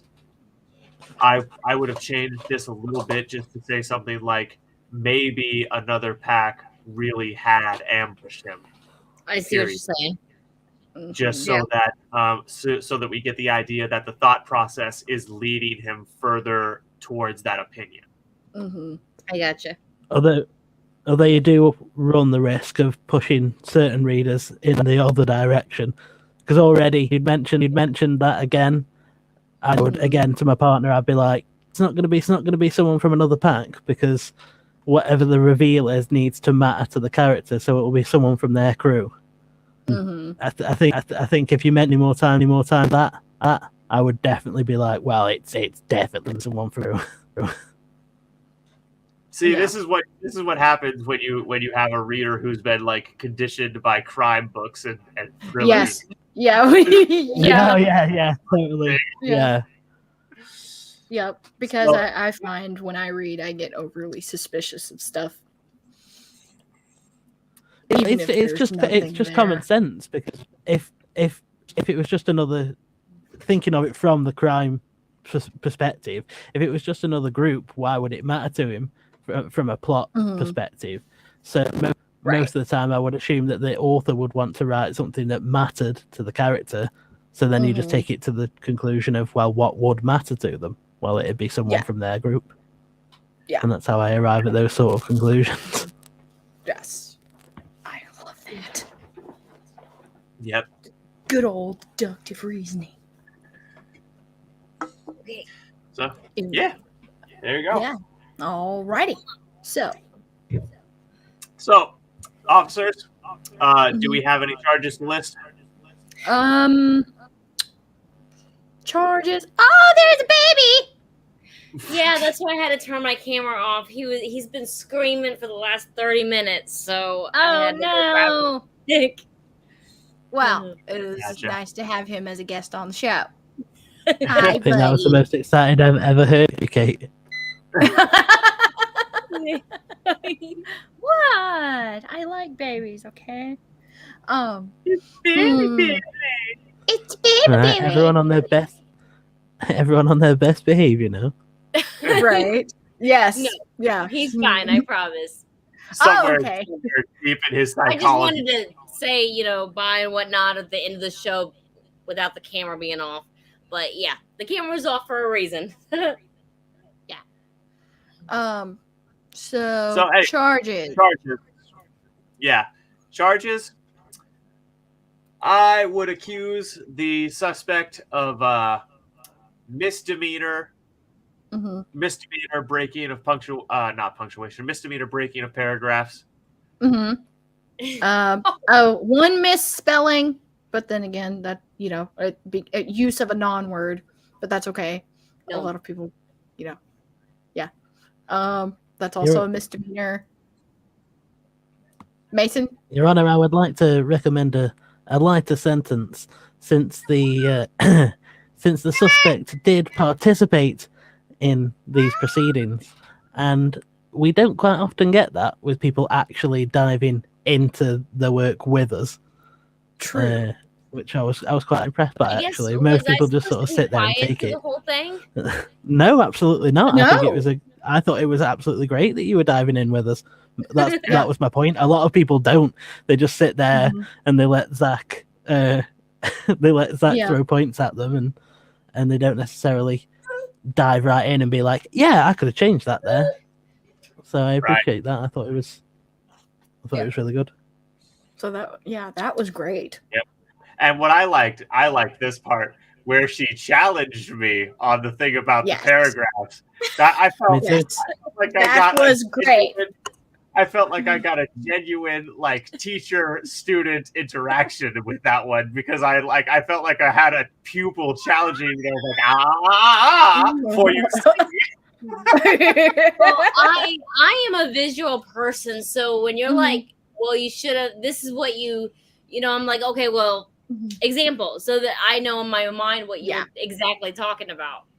Oh yeah, so you can practically apply it later. And I completely understand that perspective. I learn personally by doing. If I don't do something with my hands, I don't learn it. Yeah. Yeah. So all right.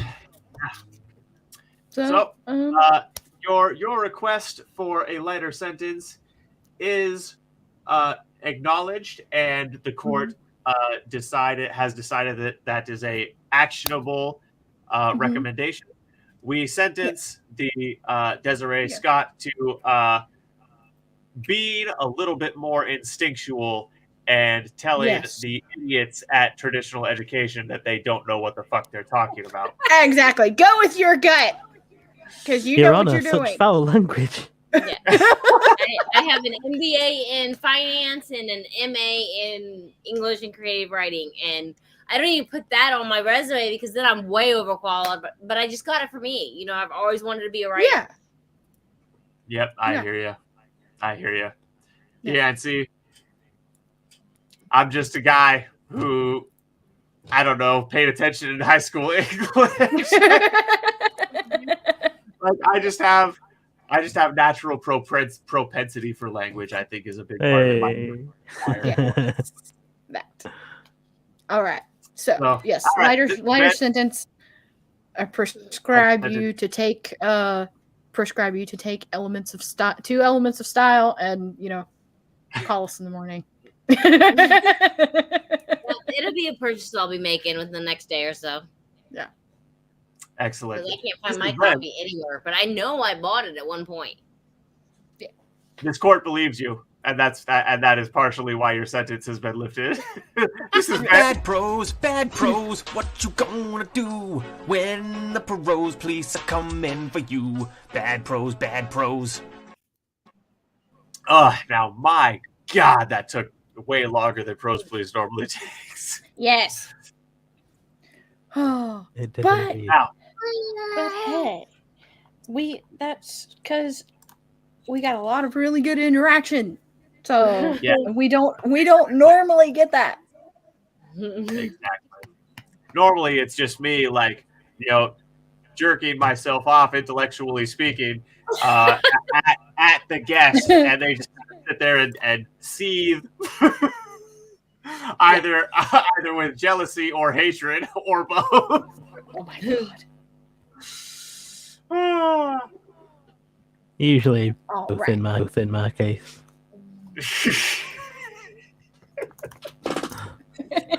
He's like, I love that I've fallen into the role do. of the lawyer in that scenario. By the way, Yes. Yes, that was fun. All right. So, Caitlin, do we want to? We do have to consider Mason's situation and just also our guest, Mhm. of course. So, should we maybe put the show down a little bit, or do you think we should just do every segment? And also, Desiree and Mason, what are your thoughts on that? you go Mason? first, Desiree. No, you go. Put me on the spot there. I mean, the whole segment's fine, or just as long as I'm not in the doghouse for piping in. And not, I guess, not Definitely not. No. being quiet. No. I have No, big mouth. 100% not. I'm just asking if everyone is go to continue the show, because I these things have the potential to run a long time, and so I just want to, check in with the other people on the call. You know what I mean? No, you're not. I could only really do another hour at most, though. Okay. Well, it shouldn't take that. It shouldn't take that. I was about to say, I'll pay attention and keep things punchy. So then we will move into the next segment, which is what we call. How would you describe that? Okay, so for our guest, It's Rebel Poet Society, man. not first, Caitlin. I'm looking at the show map right now. Did we? Yeah. I thought we decided to do one or the other, not both. Caitlin, no, we had a conversation after that where we amended. You don't remember that at all? No. Okay, well, we did. So, yeah. So, Believe me, we did. So, how would you describe that? It goes a little like this. You take something that is mundane, like taking your morning medication or going on a walk with your dog or perhaps wiping your butt. And it's being anime. And it's being anime. You take that mundane thing and you make it poetic. On the flip side, you can take a poetic thing like the laughter of children or dying in battle in a holy war, or I don't know, a crane dying midair and smoothly sailing to crash into the side of a mountain. which is like comedically poetic. Yes. You take those things, those poetic things, and make them mundane. So anyone can pose one to anyone. Mason usually prepares one to try to stump me, so I really haven't this time. Honestly, dude, my brain at the minute, the bleeding round has turned it to mush. that's hilarious. He's like, it's occupied so much of my mental energy. I don't have brain cells to dedicate to fucking with Zach. No, that is literally the game. Oh no. They're ready to get it finished. I swear I'm gonna jump out of my chair when I record the last line. I'm gonna be like, Woohoo! I'm gonna cut to a wide shot of all the birds in the area flying away because I run outside screaming. Yes, I'm done.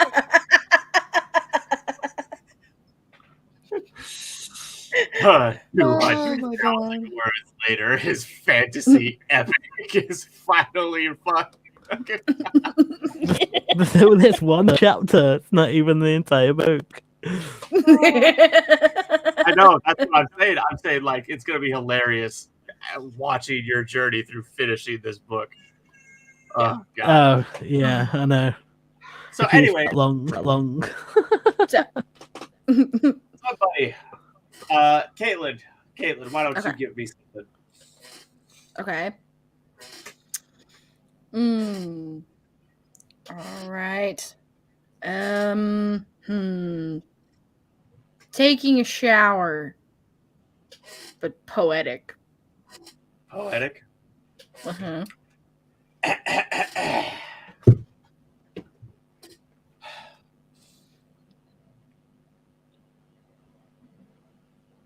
It's almost scalding.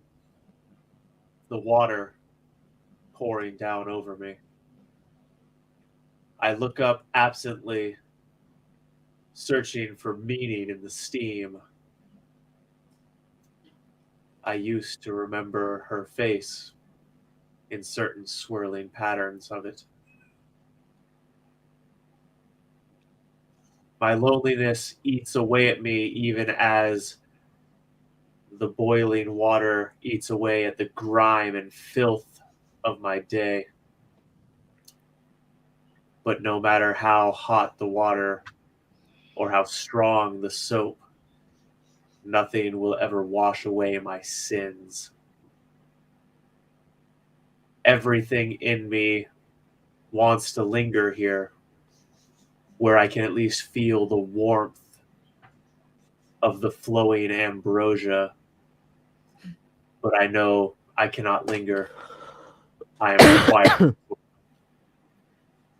And so I reluctantly run my hands over the soapy parts of my body, over the scars and open wounds. I reluctantly, one last time, rinse my face to wake up my weary eyes. I shut the water off and step out into another day of hell. There you go.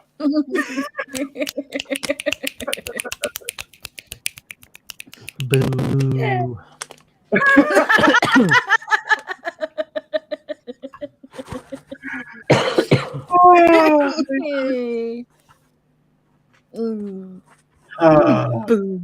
I hate you so much.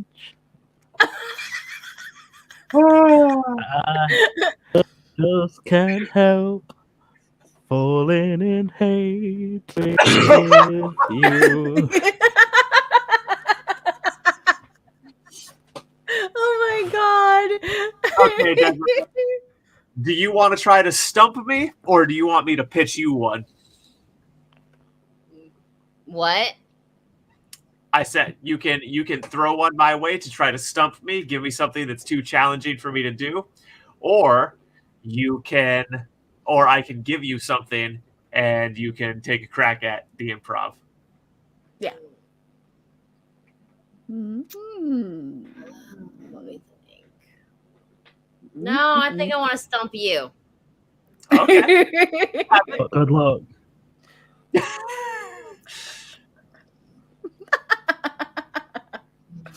Been trying.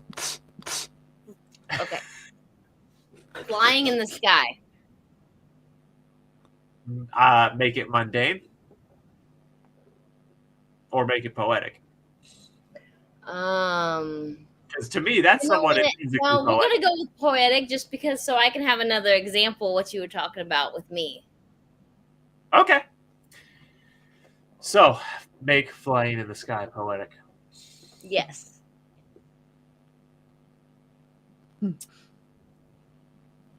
It really is a unique freedom being up here. Of course, the added dimension of movement is freeing in and of itself. But of course, it goes so far beyond that. I'm not around others up here. They can't drag me to the side and talk to me, step in my way. Most of them can't even see me all the way up here. I am completely free of them. And for that matter, the entire world. I could stay up here forever, at least if it were possible. There really is nothing I love more than being amongst the clouds, feeling the chilled wind rip at my hair. What am I in for? I feel I'm in a fucking meeting.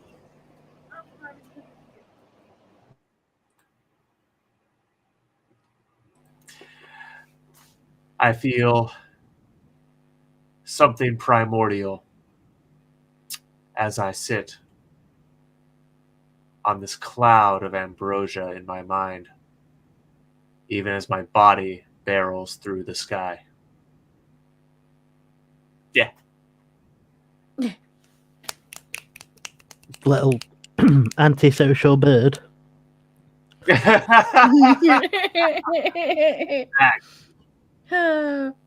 Facts. Yeah. Most birds are antisocial, unless they're ravens, and then they're not so antisocial. I don't want to be around other birds. I wish I could fly up here and avoid them forever.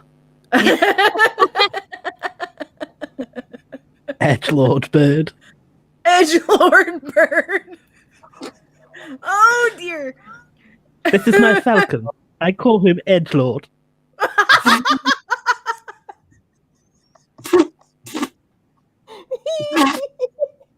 He is the lord of the edge.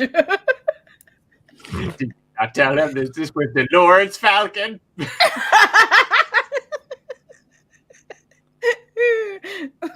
Watch out. He may poo on your head. He's had diarrhea since Easter. So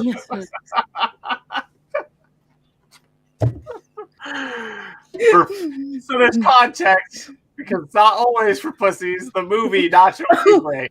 Reference to Libre, folks.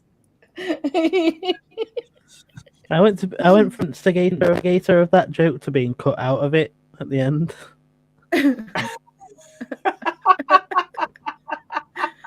Oh my gosh. Oh, so man, that is funny. Hmm. So, Mason, unless you want to pitch me one, or unless our guest wants to take one, I think we'll wrap that up.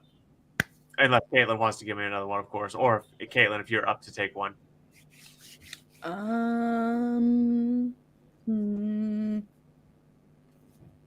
Well, Harry just knows me one this week because my brain's fried. All right. I believe I've proved my point. Yeah. Yep.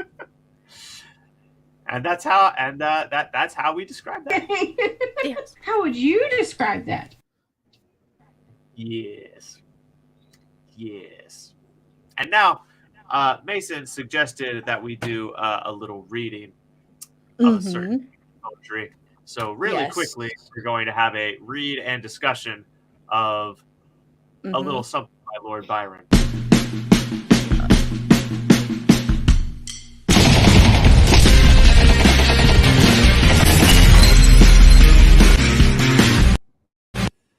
Yes. I actually saw this from a channel called Bits of Lit. And they did a narrative of it for Poetry Thursday, and that's how I heard it. Gotcha. Yes. Gotcha. This is So- lovely. I've never interacted with this poem before. Kate was familiar with it because Yeah. she's Of the course. archive. Darkness by Lord Byron. I had a dream, which was not all a dream. The bright sun was extinguished, and the stars did wander darkling in the eternal space. rayless and Oh. pathless, and the icy earth swung blind and blackening in the moonless air. Morn came and went and came and brought no day, and men forgot their passions in the dread of this, their desolation. And all hearts were chilled into a selfish prayer for light, and they did not live by watchfires, and the thrones, the palaces of crowned kings, the huts, the habitations of all things which dwell, were burnt for beacons. Cities were consumed.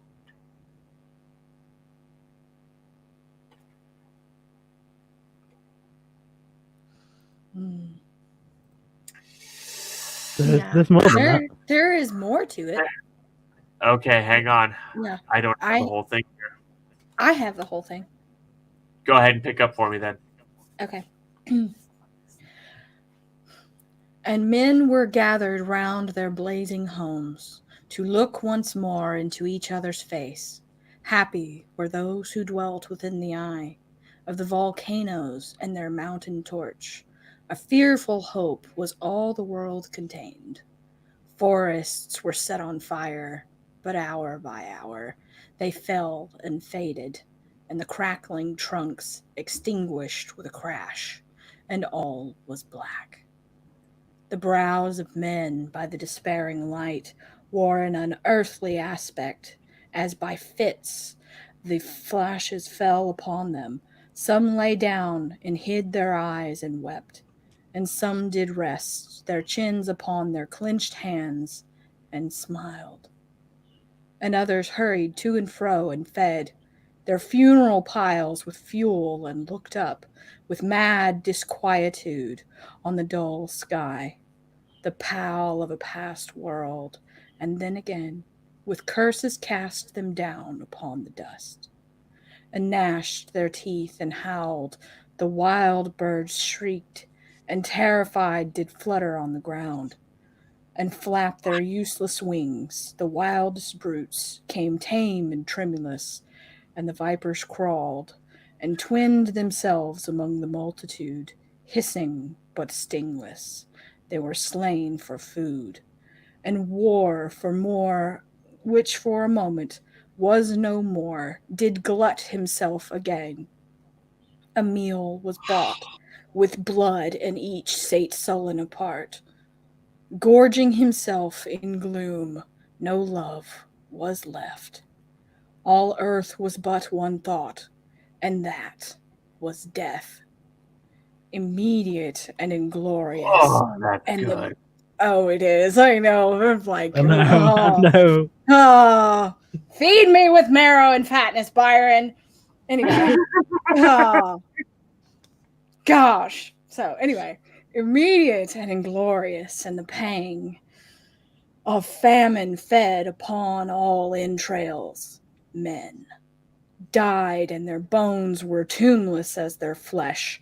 The meager by the meager were devoured. Even dogs assailed their masters, all save one. And he was faithful to a course, and kept the birds and beasts and famished men at bay, till hunger clung them o'er the dropping dead, lured their lank jaws, himself sought out no food, but with a piteous and perpetual moan, and a quick desolate cry. I just lost my place, damn it! licking the hand which answered not with a caress, he died. The crowd was famished by degrees, but two of an enormous city did survive, and they were enemies. They met beside the dying embers of an altar place, where had been heaped a mass of holy things. For an unholy usage they racked up, and the shivering scrapped with their cold skeleton hands the feeble ashes and their feeble breath, blew for a little life and made a flame, which was a mockery. Then they lifted up their eyes as it grew lighter and beheld each other's aspects, saw and shrieked and died. Even for their mutual hideousness, they died, unknowing who he was upon whose brow famine had written fiend. The world was void. The populous and the powerful was a lump, seasonless, herbless, treeless, manless, lifeless, a lump of death, a chaos of hard clay. The rivers, lakes, and oceans all stood still, and nothing stirred within their silent depths. Ships sailorless lay rotting on the sea, and their masts fell down piecemeal as they dropped. They slept on the abyss without a surge. The waves were dead. The tides were in their grave. The moon, their mistress, had expired before. The winds were withered in the stagnant air, and the clouds perished. Darkness had no need of aid from them, for she was the universe.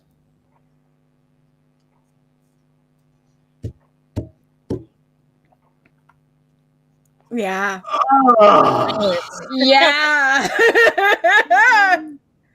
That's that Oh, good shit. good shit. Yes. I know. Okay. I thought the Well, exact same thing. Now let me posit this to you. Who else thinks that that's a poem about the end of time brought on by the Four Horsemen? Yes. Yes. I didn't think Four Yes. Horsemen, everything other Yeah, than that. not necessarily Four Horsemen, but the end of time and death could be argued that it was interconnected within the poem. Well, it's And not only that, he gave evidence of every single horseman. He specifically mentioned war right there in the beginning. He specifically mentioned, he specifically mentioned the rotting sails and of course death. Like the argument for plague is by far the weakest, but it's in there. It's a nugget. Yeah. I know it's a little grasp and a little strong, but it's there. Well, because the thing is, because how we love patterns. Yes. All four of these horsemen were, and the end of everything was manifested by the pestilence grown within man. Yes. Yeah. Yep. Yeah. So. Yep. Either way, without those connotations, because I don't think anyone who doesn't know that much about religion is going to think of that. Like, I'd not even cross my mind at all as someone who's just always been kind of secular. But yeah, it definitely made me think of the end of the universe. Yeah. The last dying breaths of the universe as it comes to an end. Yeah. Yeah, or at a minimum, the death of this world. Yeah.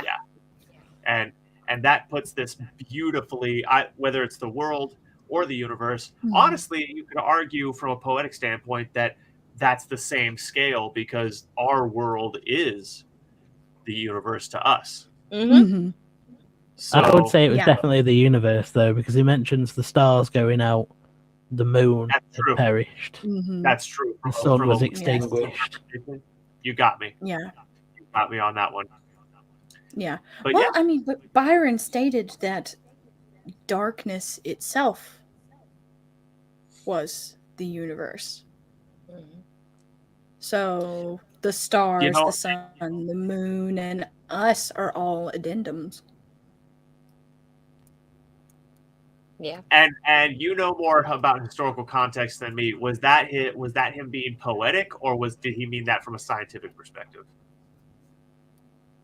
I think in a way he was being symbolic and somewhat poetic in the fact that, how everything started was without form and void.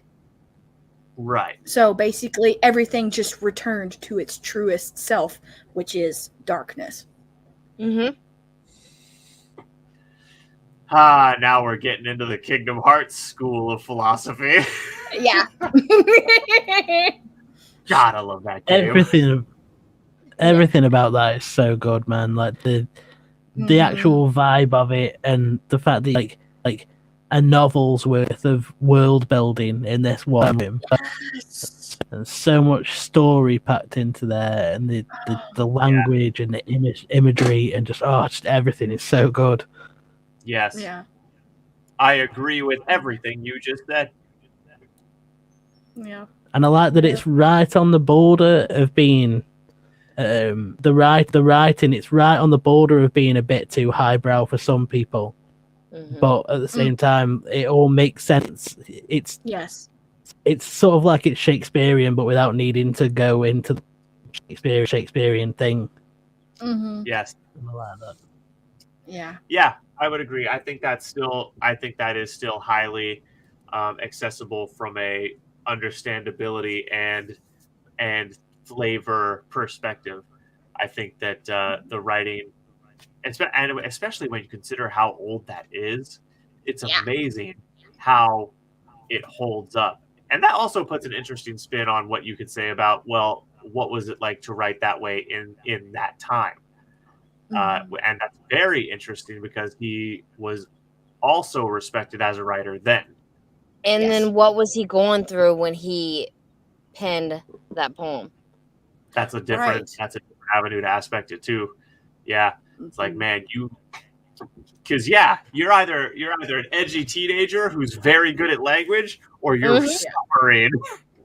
Yeah. Oh yeah. Yeah. And the fact that he referred to the universe and darkness as she. Right. Yeah. Yeah. So then what personal aspects was he going through to determine the darkness being a she? Right. I also don't necessarily think people have to be going through something to write certain things. Like some of the poetry I've written, I've not been going through bad times or anything like that. It's just something that I set out to be like, I'd like to capture this vibe, like with Days Gone By. Or I was going to cite Days Gone By. Yeah, Mason makes a good point. Just because the stuff that I've written, I've had people ask me, well, did you experience that? Or, was this based on personal experience just with a fiction twist? And I'm like, well, no, I've never been kidnapped. I've never been stuck in a cave, Yeah. So, I mean, he makes a good point that it doesn't necessarily mean that the author had to go through something dark like that. Yeah, but it does make a very interesting connotation, though, because with the symbolism of him going through the trouble of saying the universe and darkness was she, and then using the parallelism of, okay, the ending of the world and all of this stuff was brought on by humanity, which we know in classical language is always referred to as man. Yes.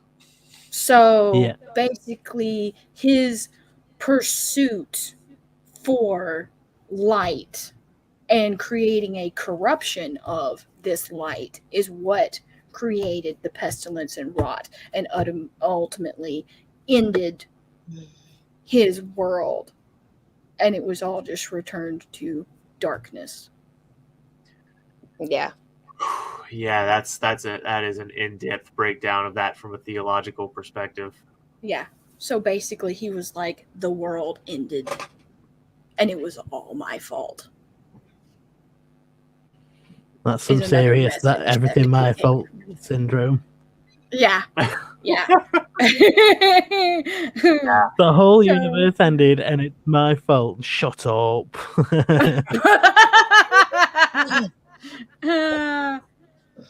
You are not that important to the universe, goddammit.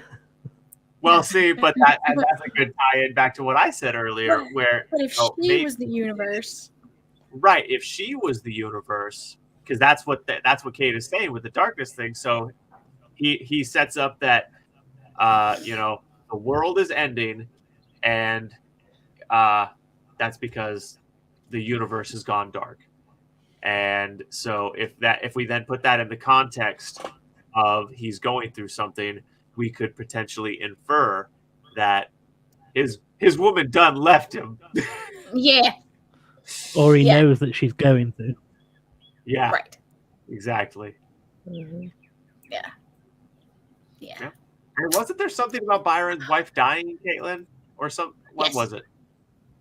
Yeah. Well, basically, he was considered to be a bit of a rake in some cases, but actually, if you really look at his history, it was basically a one great love situation, and she died, and he just ran around and never actually settled specifically on anybody after.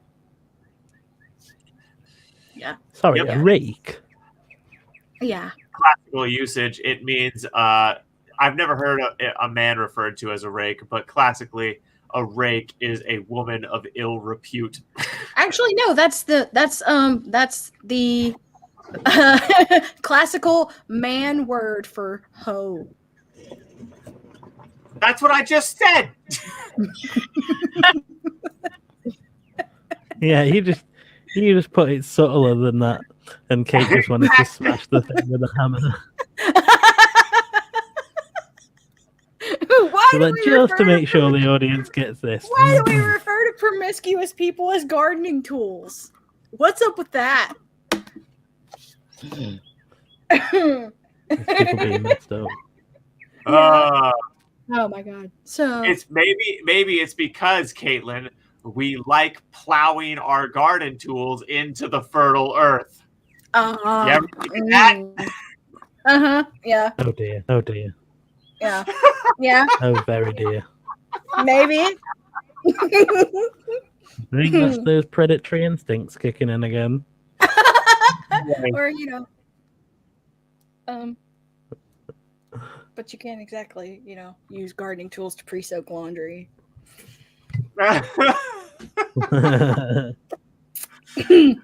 Okay, folks. Yeah. And, Right. Okay.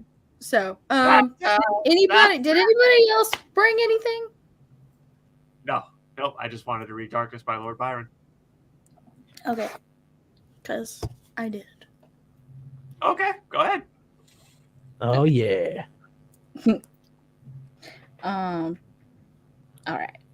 It's supposed to be slightly themed, but yeah. Like some innocent possessed, your voice sings in my blood, a resonating howl in my veins, drawing me to you. My spirit claws within my skin, begging, pleading, in prayers that fall on deafened, heartless saints, begging to be seen, to be free of this beast they made of me. You are the light tearing through the armor of my scars, like the moon breaks through the tender flesh of darkness, baptizing and hallowing the ground anew, awakened, unbound, revived, pure, and worthy of you.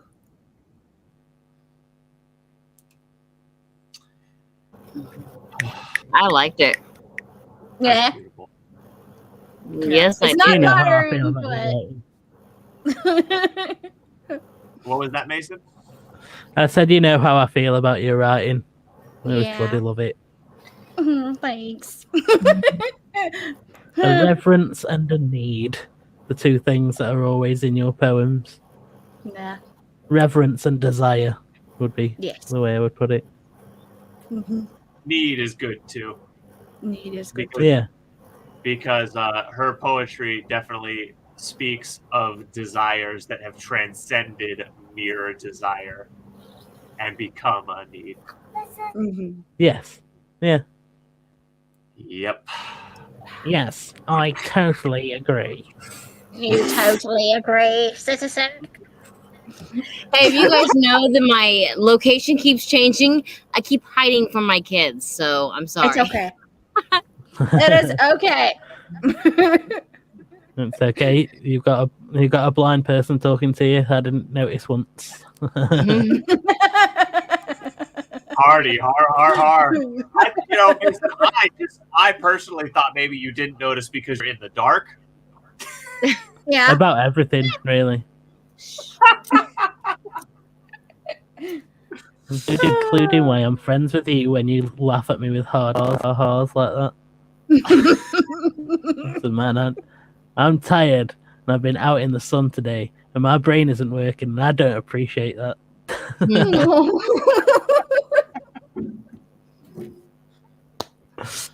Hey, man, it's all out of love. Okay, Yeah. so get over it. It's like you do it because I love you, Mason. Right? Don't you remember, Caitlin? The thing we said to him. Don't you remember, Mason? We love you. We were supposed to do it with. Yeah, I was I so tried. tempted to block you when I did that. There's a delay. To block me. You bastard. Yeah, the pair of you. I was like, right, No. I'm going to end up on Mr. Ballin now then. Christina Randall's going to be telling my story. Oh no. Oh, you bastard. Mr. Nightmare. Do you listen to Mr. Creeps on YouTube? None of that one. You don't know that one? Oh, I'm gonna have to show you some Mr. Creeps. No, Alright. you're not. You're not. The only reason I know what Mr. Nightmare is because Lee's forced me to watch it with her. I might. Well, I mean, I'll just find Lee's Facebook and send her Mr. Creeps, and then she'll make you listen. Facebook. God Lee damn it! doesn't have any social media. I'll find out what her email is. Oh God! Can we just move on to We Are Genius? He's like, where's Kieran?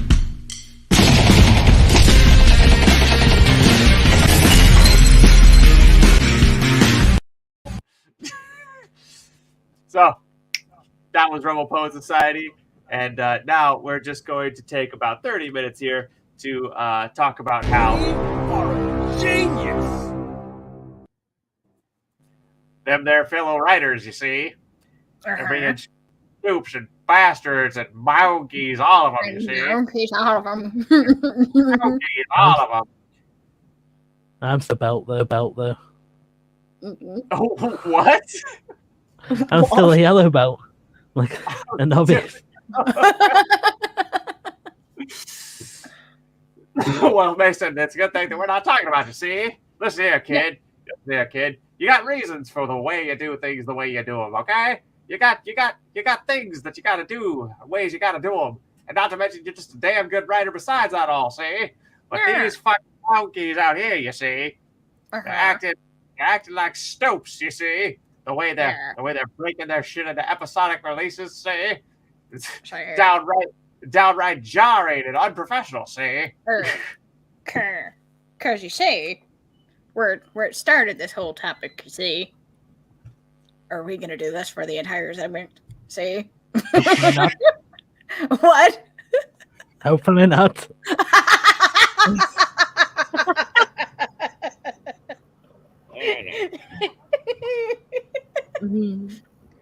But I thought you liked it, Mason.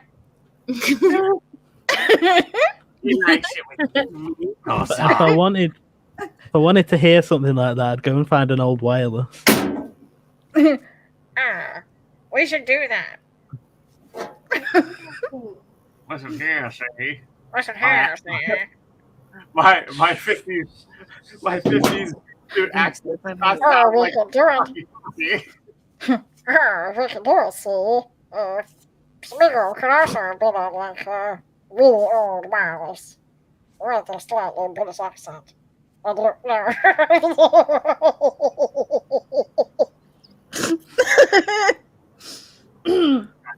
Kills me every time.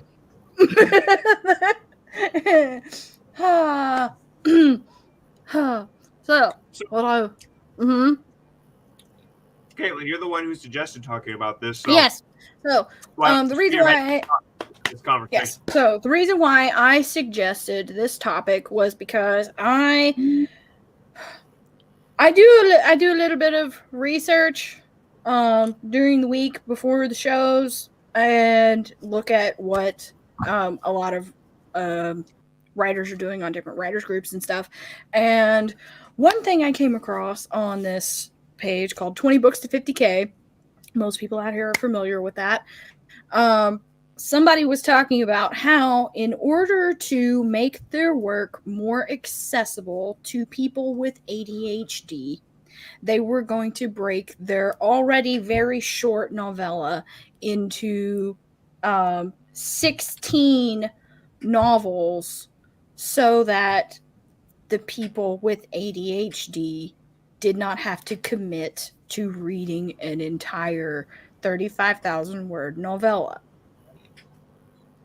Isn't that what Kindle Vella's for?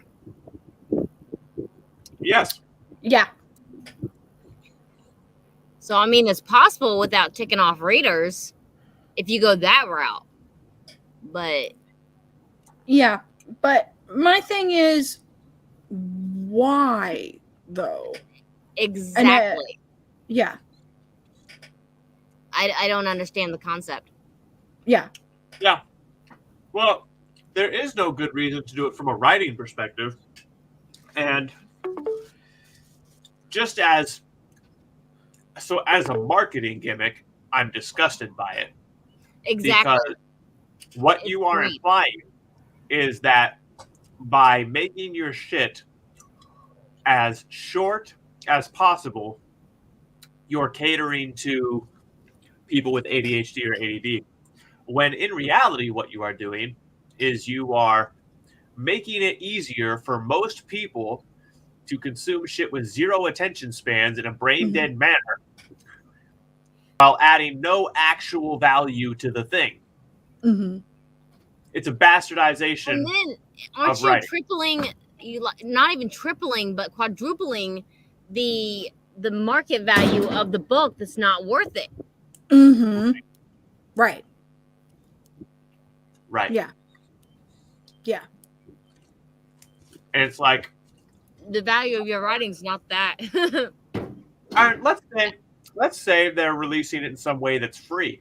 It's still bullshit Mm-hmm. because the whole reason they purport they're doing it is to help people with ADHD consume it.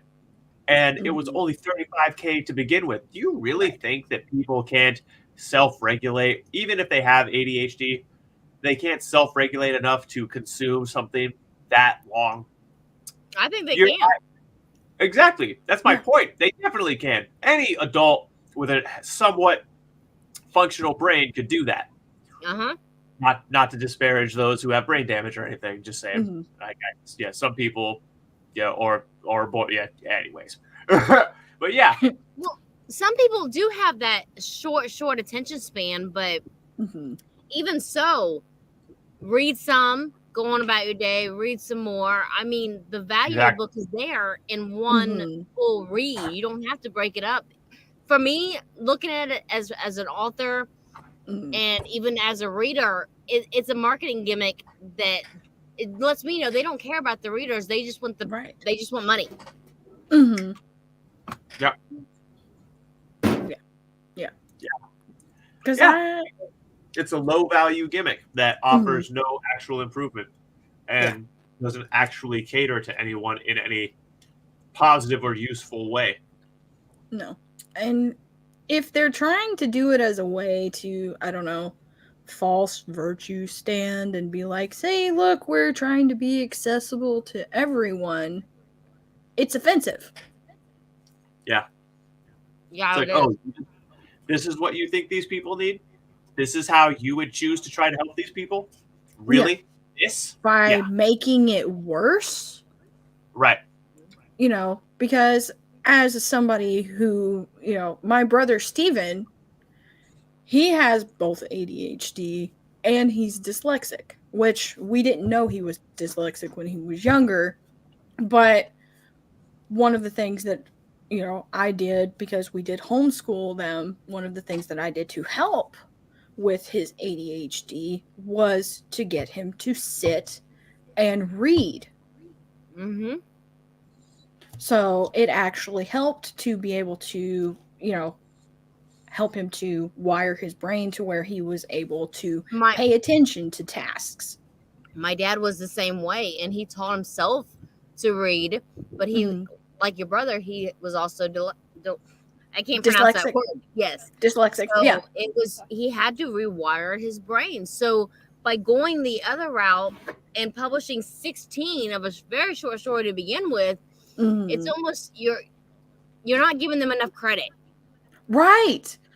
And readers, by definition, are not stupid people. No, they're not. The phrase that could sum all of that up is the soft discrimination of low expectations. Yep. Yes. Yeah. Yep.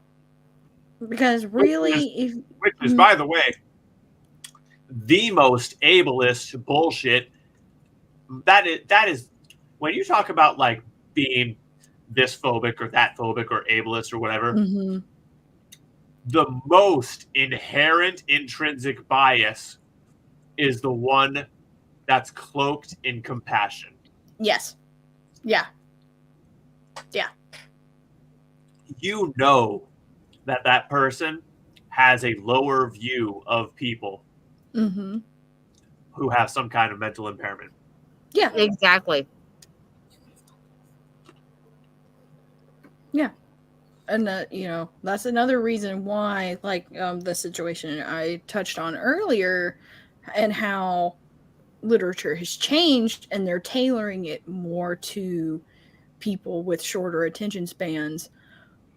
They're doing it for the purpose of instant gratification. That's what they want to perpetuate and propagate is, shorter attention spans for instant gratification and a dependence on dopamine, so that, they can do this whole, well, like what you said, Desiree, with, selling things for more than they're actually worth. And people don't even realize that they're being bamboozled, to pay like, a whole bunch for 16 episodes of something that was already short to begin with. Yep. So from that perspective, there's also a strong argument to be made that behavior is predatory. Yes. And exactly. not in a good way, Mason. Because I knew it was coming.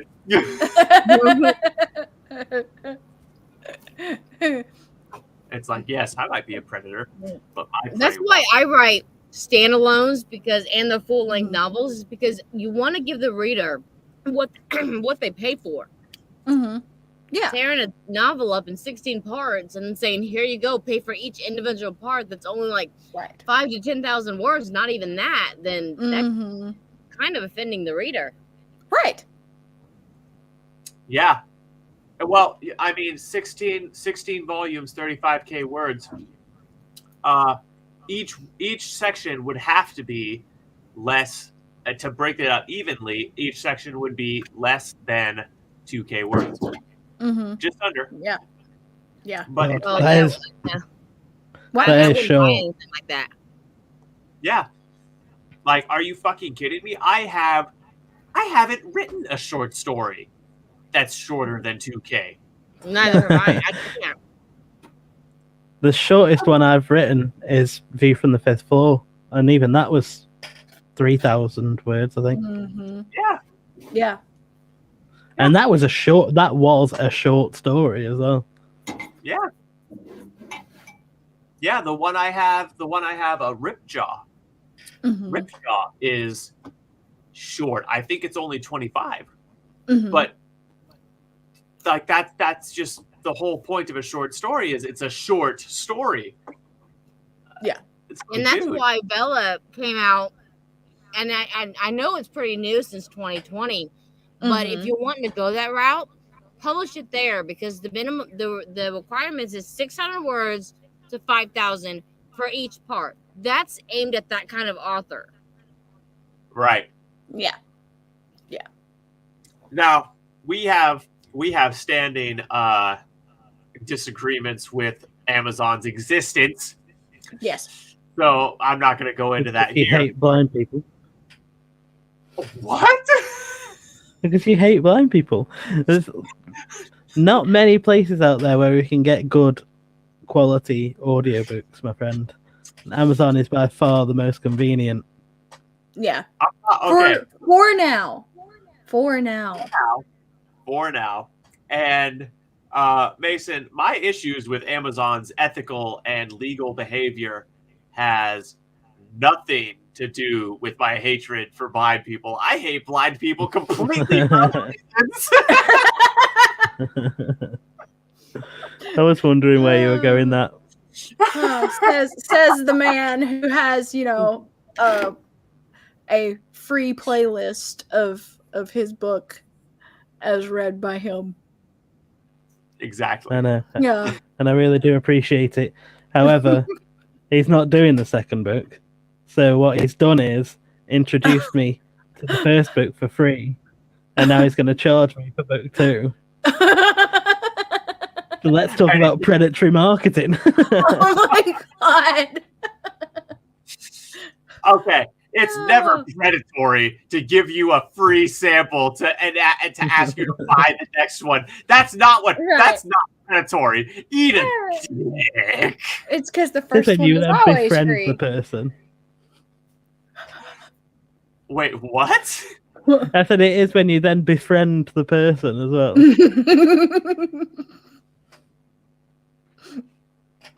I befriended you before I started recording my audiobook, sir. That's true. You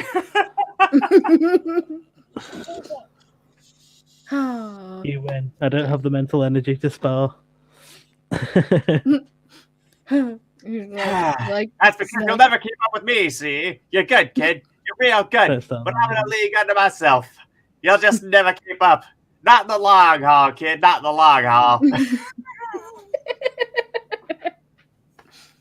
But see, this whole discussion, it does sort of highlight one of the differences that we have philosophically, because you guys seem to have this thing about reading should be challenging and should cause intellectual growth and all that sort of stuff. And for me, I just sort of think that if someone's reading, it's a good thing.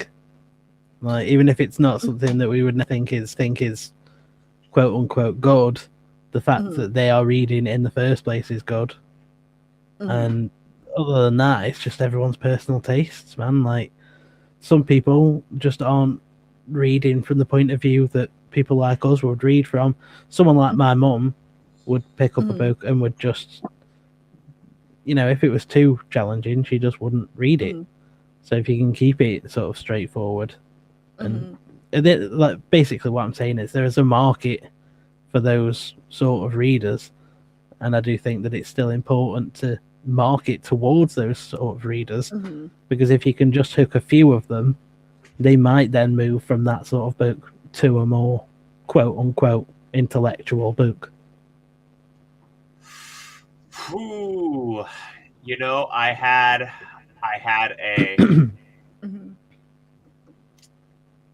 I had something to say about the first part of his whole thing, and I was going to attack him from a counter validation perspective.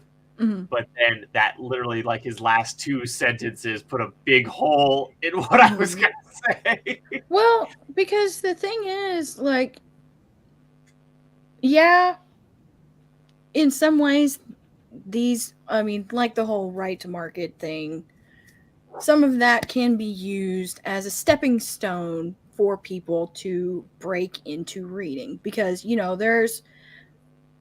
there's no such thing necessarily as a person who does not like consuming storytelling. They just haven't necessarily found the right book yet. That's a very librarian perspective. So, if you can get them in on the entry level, well, like with my brother Steven and his, issues with reading, I started him out on graphic novels because it was easier for him to consume because he had more visual parts of his brain developed as opposed to ones in the language center. And so that was a good way to break him into it. Yeah. You know. But at the same time, the encouragement of not varying your reader's diet that the marketing approach takes in TradPub or Amazon with their, hey, you have to market it this way, or we're not going to allow you to be successful, is harmful in a way because it creates a dependence on that kind of literature in the way that it does things to people's minds when they read that kind of thing. So they don't, because of the convenience and comfortability of it, they don't expand. Yeah. They stagnate, is what you're saying. And that's, that's a good counter concern. I think... So Mason makes a very good point about there needs to be, we'll call it gateway literature. Mm-hmm. I absolutely agree that we need some of that. The issue is how much of it, one of the issues is how much of it is being produced, and the fact that so many authors, the only thing they create is gateway literature. And also one of our big concerns is just that the overall quality of gateway literature has gone down over time. Yeah. We agree there needs to be stuff that's very accessible to a non-reading audience to hopefully get them into reading. Yeah. But the quality of that stuff in that market has gone down over time. And that's very concerning. And that's not the way to go about it either. Yes. No. The thing that you said about some authors only ever write gateway literature, though, is I don't necessarily think that is a bad thing, because people have got to have their niches. Look, you could have Dave. Dave cooks you a really good burger. It's just a bog standard, nice, solid burger that you have had many times before, and it's always good. And then you've got Tim. Tim always tries these new recipes, and he's always trying to force them on you, and they're always slightly over seasoned. I'll take Dave's stuff every time. If you catch my point there. Yeah. So you're saying. So your point... What I'm saying is, you don't always have to be a 5-star chef. Sometimes it's okay to just be really good at making burgers on the barbecue. Yeah. Okay. See, yes and no. Okay, the analogy is a compelling argument, and I think there's a decent, there's a decent amount of carryover from the analogy to how airtight the perspective is, because it's good. The analogy is good, and Mason has a solid nugget of argument there. However, I think that, writing is a craft, okay? If you want to be as good as you can be at your craft, you need to hone your skills. Exactly. So let's say I'm a carpenter, and I know for a fact let's say I have a captive market. I'm the only guy in town that can make a decent chair, for example. So I'm a carpenter, and I'm the only guy in town that knows how to make a good chair. And so I have this built-in audience. Well, I know that I can get away with only making chairs. Or we could even take it a step further, and I know I can get away with only making okay chairs. But if I never branch out, if I never learn to do other things in woodworking, I'll never get any new inspiration. I'll never gain more techniques that I could potentially carry over to chair making. And my skill will stagnate, and I will become locked into a rigid mental framework about my craft. You see what I'm saying, Mason? Yeah. I do see what you're saying, but at the same time, I do still feel that sometimes there is a maximum to what somebody can do.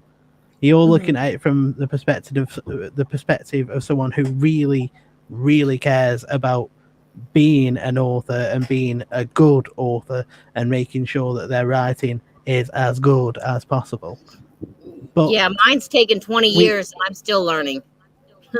Exactly. And we can't always say that someone necessarily has to try and go above and beyond what they can do. And if their talent stops at a certain point, I don't think that necessarily means that they should have to not write. Oh, yeah. Yeah, that's fair. 100%. That's reasonable. Yeah. Well, I mean, and like with your analogy, Mason, of, Dave and Tom, and you saying that you would take, Dave just making, regular burgers on the barbecue as opposed to Tom, trying to be a 5-star chef and always turning out to be over-seasoned. The thing about that is the reason why the appeal for Dave's is the fact that he's doing it honestly. Yeah. And Tom is trying too hard without having any of the actual, I guess you could say, authority is not the right word. Authority to back it up. Basically, he didn't, learn and then apply and then actually grow from any of the things that he did. You're talking about I get where you're going with it. You're talking about the 5-star chef. Yeah. Okay. Yeah. In the analogy. Yeah. Yeah. And the reason why Dave's is good being simple is because he's, he's honest about it. He's like, yeah, okay, it's no muss, no fuss, whatever. Like the guy with the food truck that only makes grilled cheese.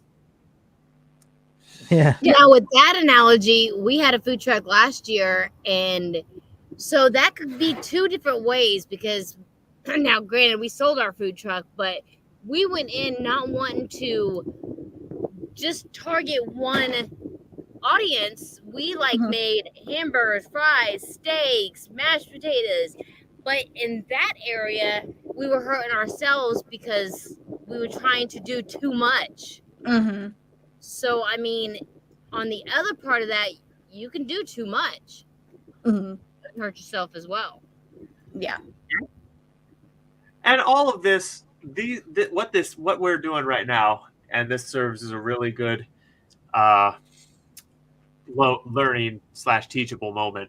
What we're doing right now is, this is a pretty good conversation that outlines a defining of borders of where the principle has been taken to too much of an extreme. Because a lot of the things that me and Caitlin believe are only guiding principles, and I would almost always agree that there's an exception or a circumstance where the rule isn't valid.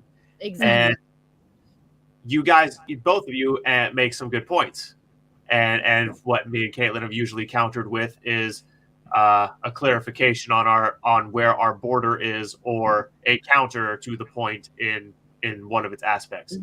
And we've we've actually really gotten some good definitions around where some principles end and others begin, or where a principle just ends and you can't apply it to that situation. And I just think that's an awesome aspect of the conversation we've had so far.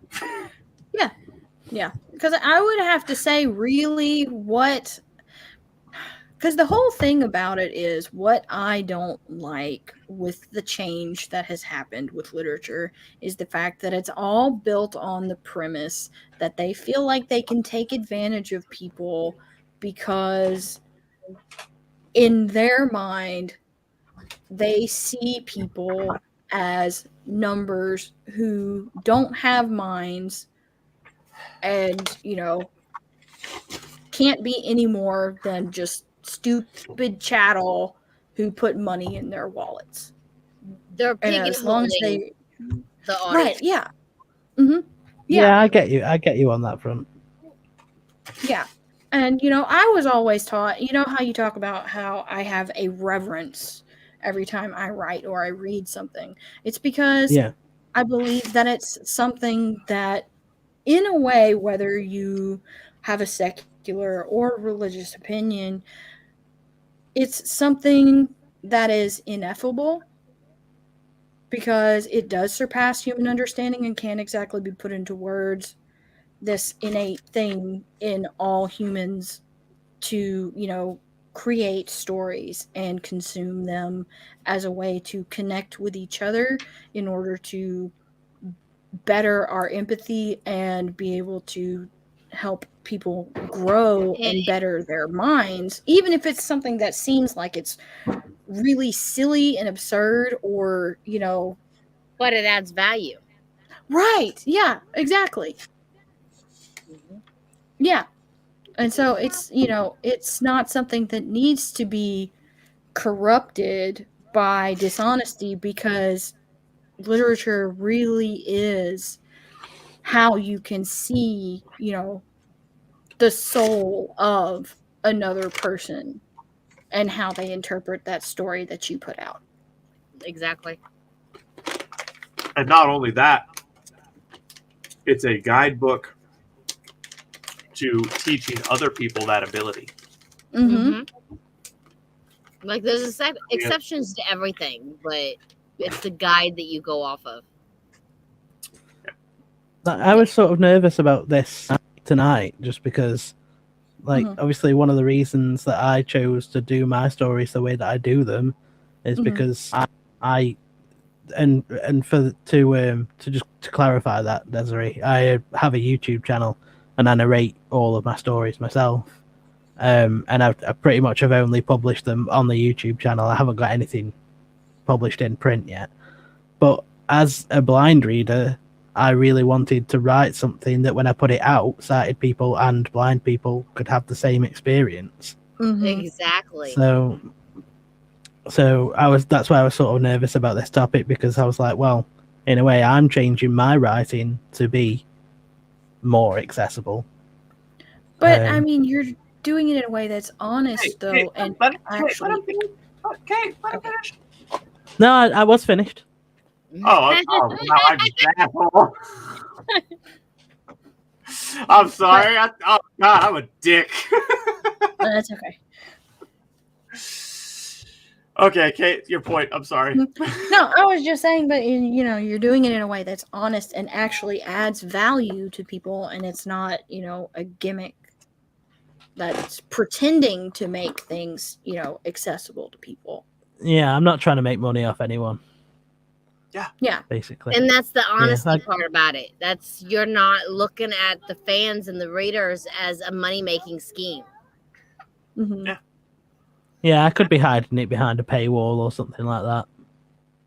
And I'm not. So, yeah, I do get your point on that one. I do think you should have a line of merch, though, so people can support you. Yes. We'll see about that. Saying, yeah. Give people the option to support you. I'm not saying make it about money. Just say, hey, if you want to support me, here's how you can do it. Yeah, that's all. Yeah, I've got like 320 subscribers, though. I'm not sure how many people are going to be wanting, like, I don't know, hello everyone, mugs. I would get a mug with your logo on it, and I would, you've said, like, dude, if you came out with Rat Guts merch, bro, do you have any idea how fast I would buy that shirt? If you came out with fucking shirts with shit from some of your fucking content, like some of the jokes you've made, bro, I would buy that shirt. Some of you funny in complete isolation. Yes. Get your Hello Citizen shirt today. Yes! Yes. Mm-hmm. Exactly. The establishment is hilarious. It is the funniest possible 1984. Fuck, I can't. God, Mason. It's amazing. I love that fucking gimmick. You need to write a whole fucking chain of novels about the world the establishment exists in. Oh my God. If your children aren't screaming, they're not having enough fun. Exactly.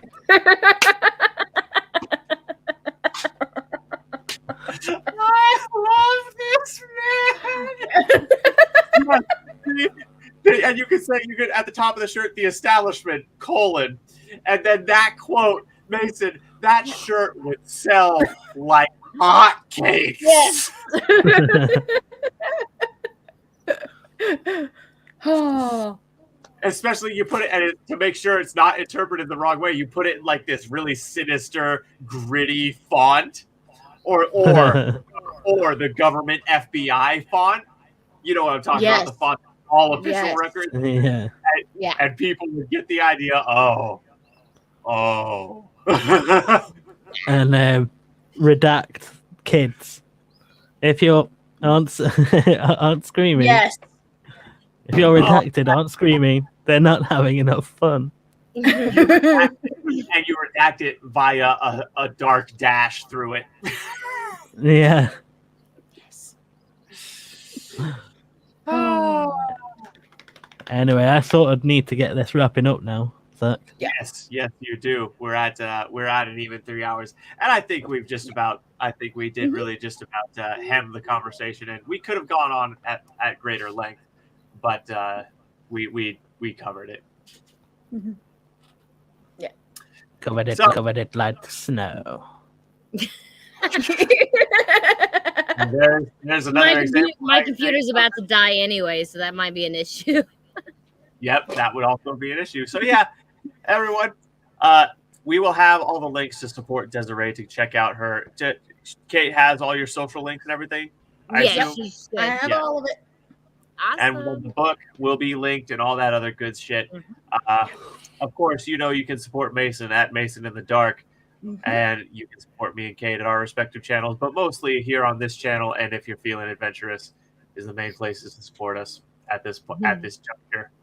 So, anyways, yeah, thank you all for being here. It's been one hell of a conversation. Some sticky parts and a few side jabs, but you know what, we made it through, and you were with us for the whole thing. Congratulations, kiddo. You got Moxie, see? We'll see you next time for Adventurous After Dark, you see? Welcome to the adventure. The adventure. Dun, Dun, dun, dun, dun, dun, dun, dun.